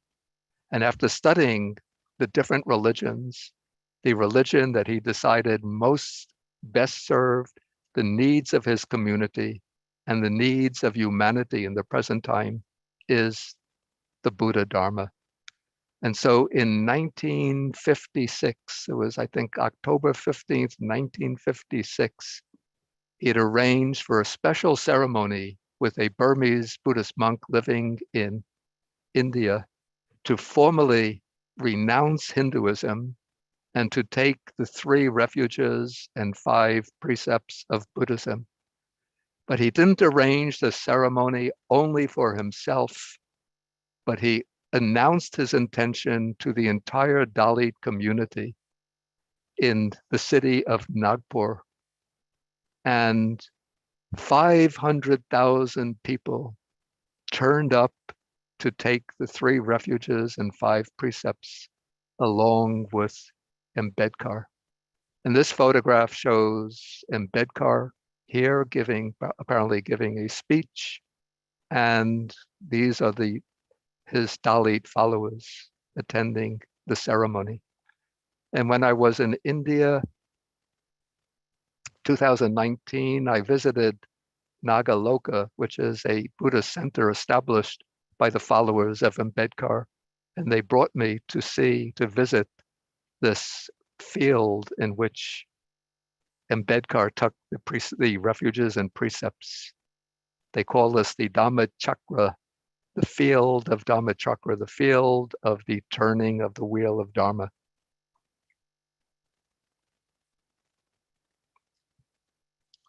Okay, the next person that we have as an example of courage was mentioned last night by Beth Coldring, who I see is living in Phnom Penh now in Cambodia. His name is Pra Mahagosananda. He is was a Buddhist monk from Cambodia. He passed away, I believe it was 2012, at the age of 93.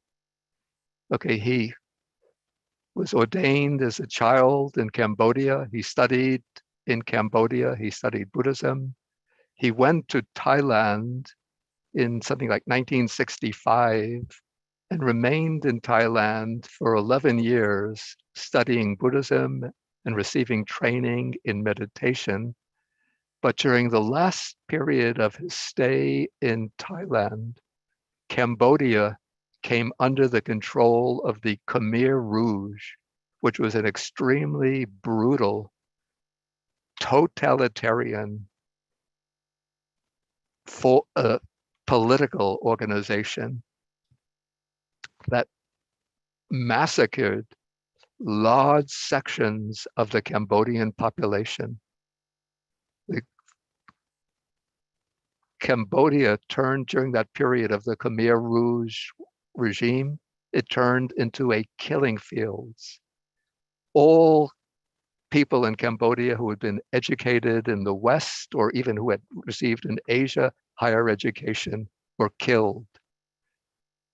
Thousands and thousands of Buddhist monks were killed. I believe all the monks that remained in the country were killed, except those perhaps who were able to go into hiding. Anybody who represented any of the previous regimes would have been killed. And so there was a total, almost a minor Holocaust of about 1 million people in Cambodia. And large numbers of people fled into Thailand, where they were kept in refugee camps. And so when Mahagosananda learned about this, then he visited the refugee camps, and the people in the refugee camps had not seen a Buddhist monk for years. And so he ministered to the people, the thousands and thousands of people in the refugee camps.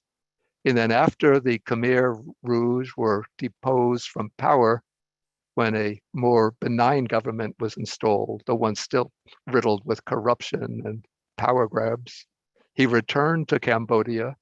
And to bring about national healing, he would lead every year, I think beginning in 1992, he would lead what is called Dhamma Yatra, which means a walk. Literally, it means a walk for Dharma, but it was intended as a walk for peace to bring together all the communities in Cambodia, which had been divided by different types of political allegiance.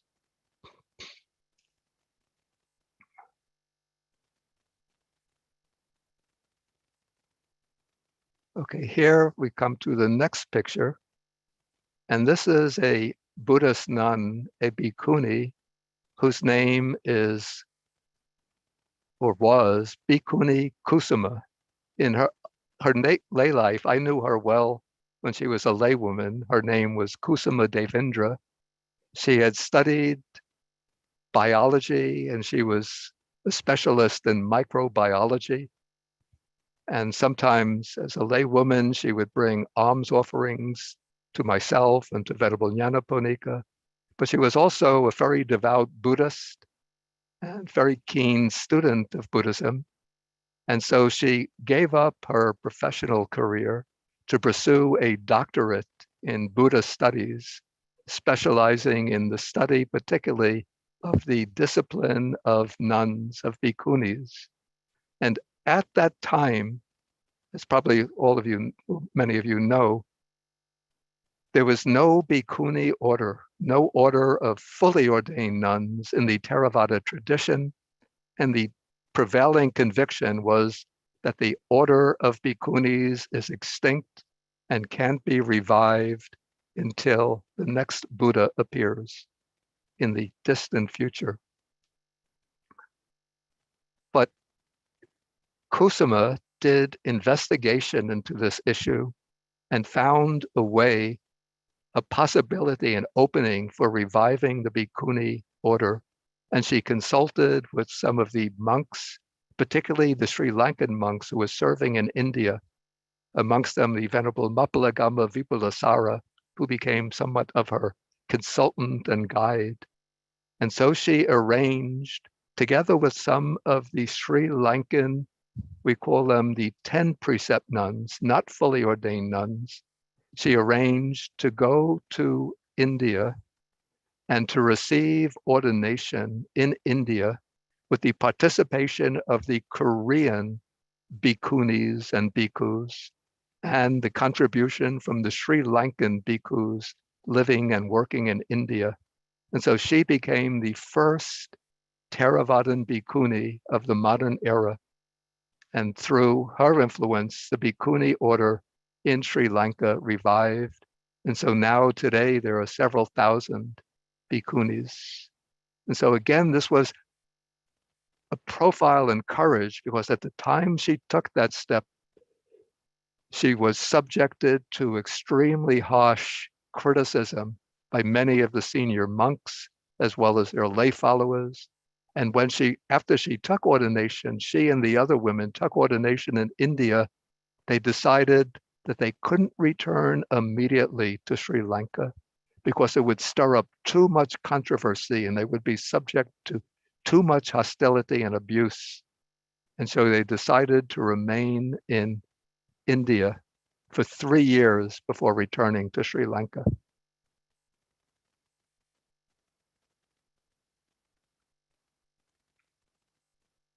Yeah, there's one more profile in courage I want to,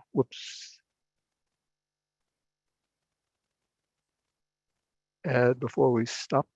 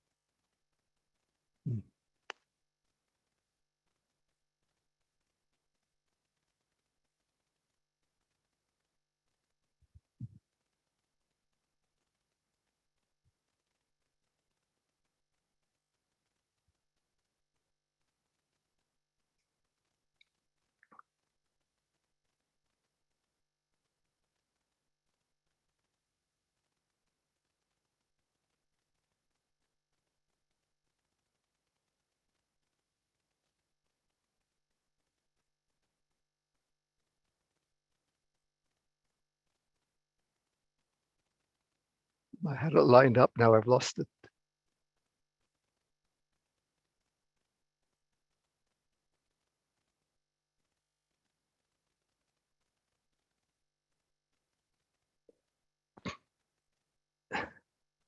Ah.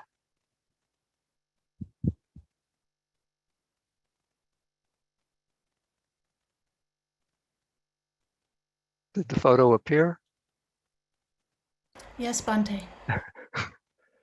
Okay, so this is, maybe some of you know who this is. This is our BGR Executive Director, Kim Behan. Kim joined our Buddhist Global Relief the very first meetings when we first started BGR. And a few months after BGR started, she developed a problem with her eye. And it turned out that she had developed a kind of cyst growing on a nerve connecting the eye to the brain. And it was a very serious problem that required surgery. And if she didn't get that surgery, it could have led to blindness. And so she went through that surgery.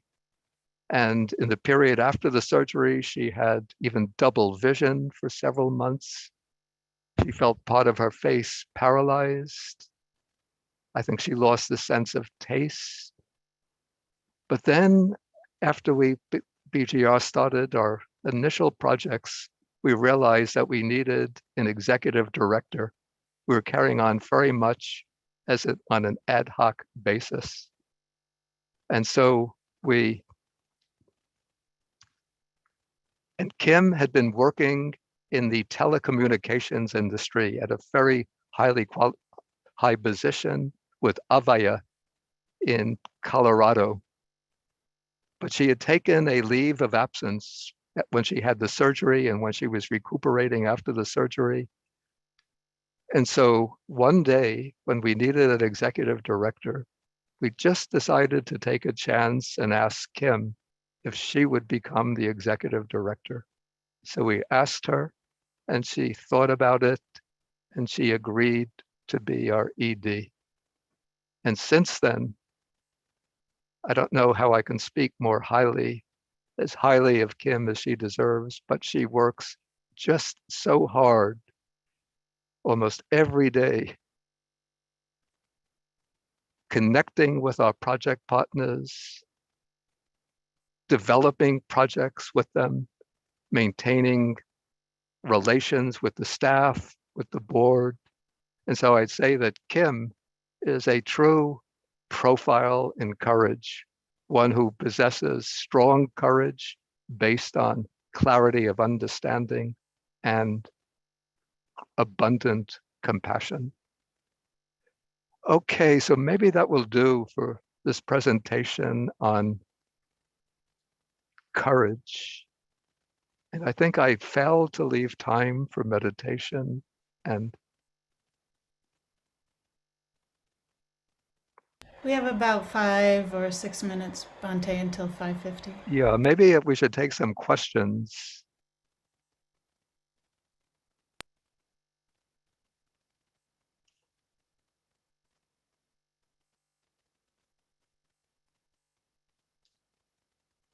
Okay, I'm going to end the stop share.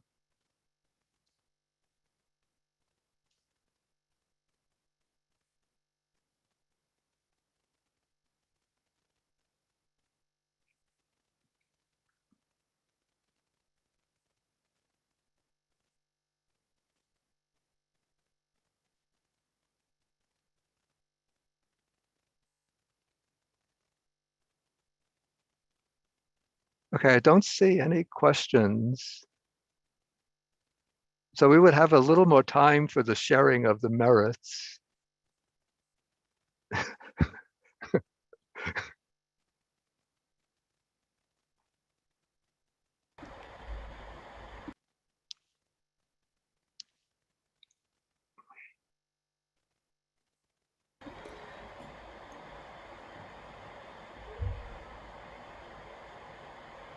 Oh, I see one question. Somebody says, what about professionals like doctors saying COVID isn't that bad, that Omicron isn't bad, and misinforming the public? What can one do about that? I say for us who are not, excuse me, not medical professionals, there's very little that we can do about that. But I would say that is the responsibility of those in the medical profession to criticize those doctors and to expose the errors in their judgment. And I think that there has been quite strong reaction to the, excuse me, I'm losing my voice.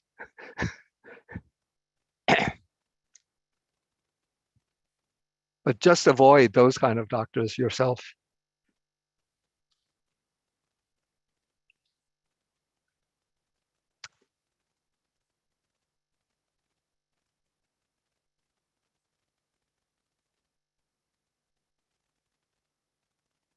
Okay, maybe David, you can come in now. And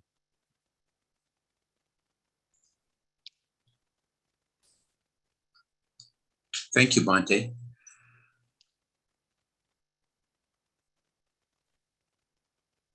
And thank you so much for your teachings. And I certainly echo all of those examples that you mentioned, in particular the last one. I also want to thank the Venerables Aya Amadipa and Jim Chan and Jim Wei and Kim and Trish and Yvonne and so many more who made this this retreat possible. And I'm always somewhat fearful whenever I thank somebody, because I'm sure to leave somebody out. So please, if you've been a part in making this happen, forgive me for omitting your name, but certainly you are as important as anyone else.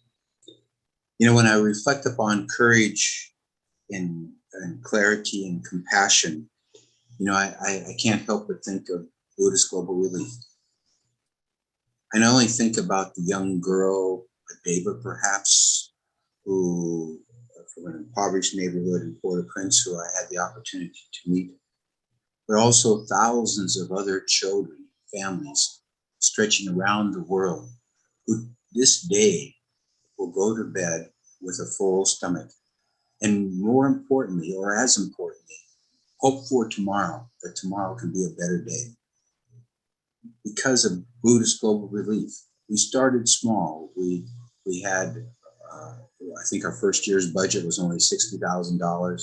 This year we will spend over $1 million in relief projects around the globe, teaching farmers who are dependent upon rain, which is now in scarce supply in many places, how they can adopt new techniques, allowing young women to go to school who otherwise would have to stay home and help to harvest the rice.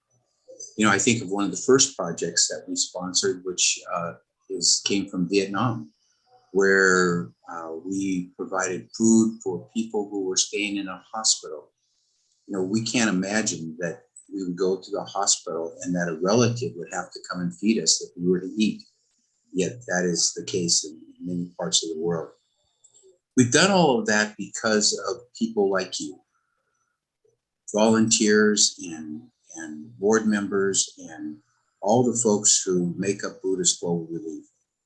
And equally important, and in some ways, most importantly, those who have contributed financially as well as with their time and talents. You know, the work that we do doesn't just happen by itself. It takes a lot of work and a lot of effort, but it happens because of the generosity of folks who are attending this retreat. And I know many of you have already donated. I've scrolled through the list and I recognize some of your names, and it's good to see you here. But I would invite everyone, you know, who is here this weekend, you know, to to also take this opportunity to translate your compassion into specific concrete action, to muster the courage to donate to this organization so that we might continue the good that we're about. Thank you so much for being here. And now I think I turn it back to Trish.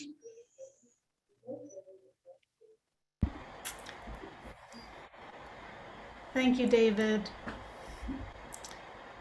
Now we will hear blessings from Ayya Dhammadipa and from the Venerables, Venerable Jin Chuan and Venerable Jin Wei.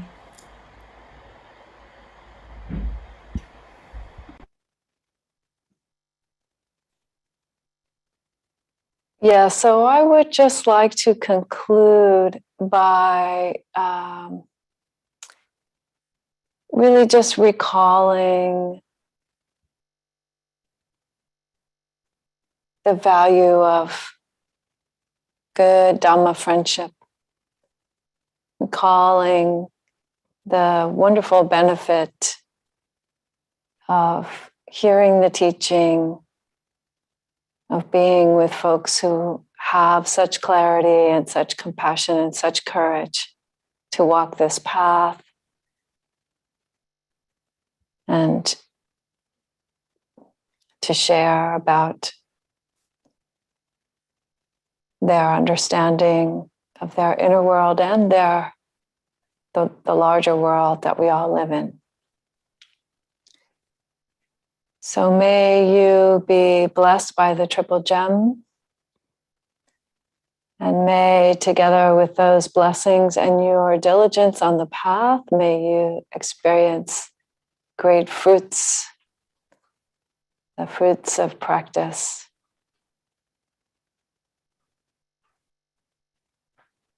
And may those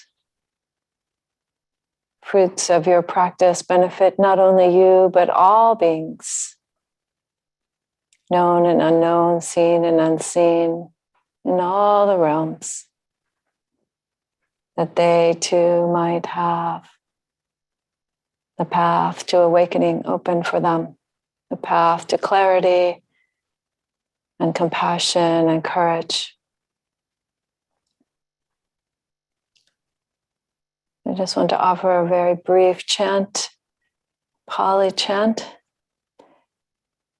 Bhavatu sabba mangalam rakantu sabba devata sabba buddha nubhavena sada soti bhavantu te. Bhavatu sabba mangalam rakantu sabba devata sabba dhamma nubhavena sada soti bhavantu te. Bhavatu sabba mangalam rakantu sabba devata sabba sanghanu bhavena sada soti bhavantu te. It means may you have all the many good blessings. May the devas protect you. And by the power of the Buddha, the Dhamma, and the Sangha, may you always be well. Thank you for participating.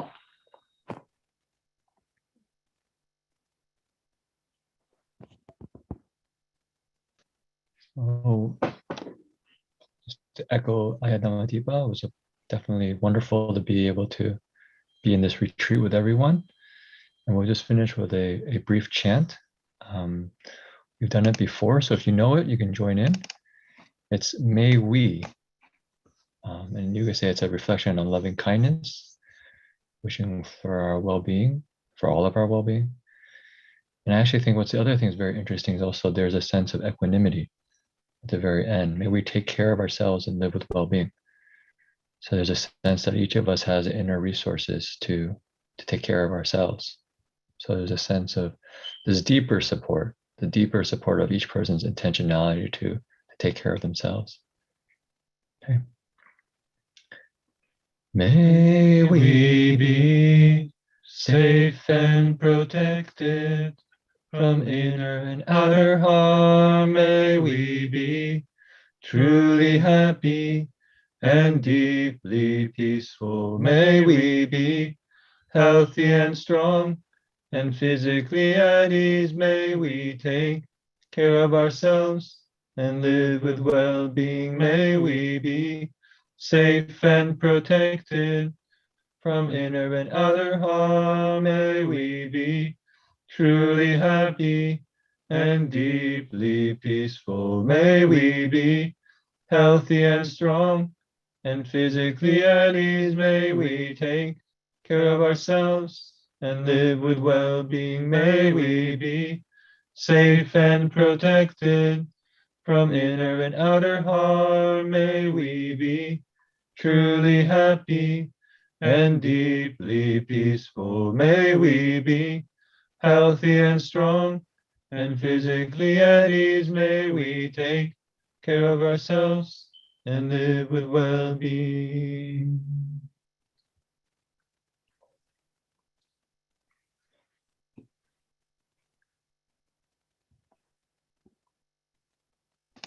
Thank you, Venerables, for sharing your wisdom with us. Aya Dhammadeepa, Venerable Jinshuan, Venerable Jinwei, Venerable Bhikkhu Bodhi. And thank you to all of you who've joined us in practice this weekend. We will now hear the sharing of merits by Venerable Bhikkhu Bodhi to end our time together. Bhante. Okay, so once again, I thank everybody for joining us for this 3-day retreat, starting from Friday evening with the blessings and then continuing through yesterday and today with Dharma talks and meditation. And remember that the purpose of this retreat is to give some guidelines for everybody as we try to navigate our way through the new year, facing so many challenges, difficulties, but we always have to keep ahead of us the light of hope, the light of the conviction that if we cultivate the good, if we commit ourselves to the good, we will eventually prevail over all the difficulties and challenges we face. No matter how rough the road might be, triumph always lies at the end. If one walks in the footsteps of the Dhamma, follows the Dhamma, that it said in some place in the suttas that the Dhamma protects the person who lives by the Dhamma. And so the 3 Dhamma guidelines that we explored over this retreat are clarity, to have clear understanding, to be able to see, especially so necessary in the US where there's so much falsehood, conspiracy theories, disinformation spreading. We need clarity.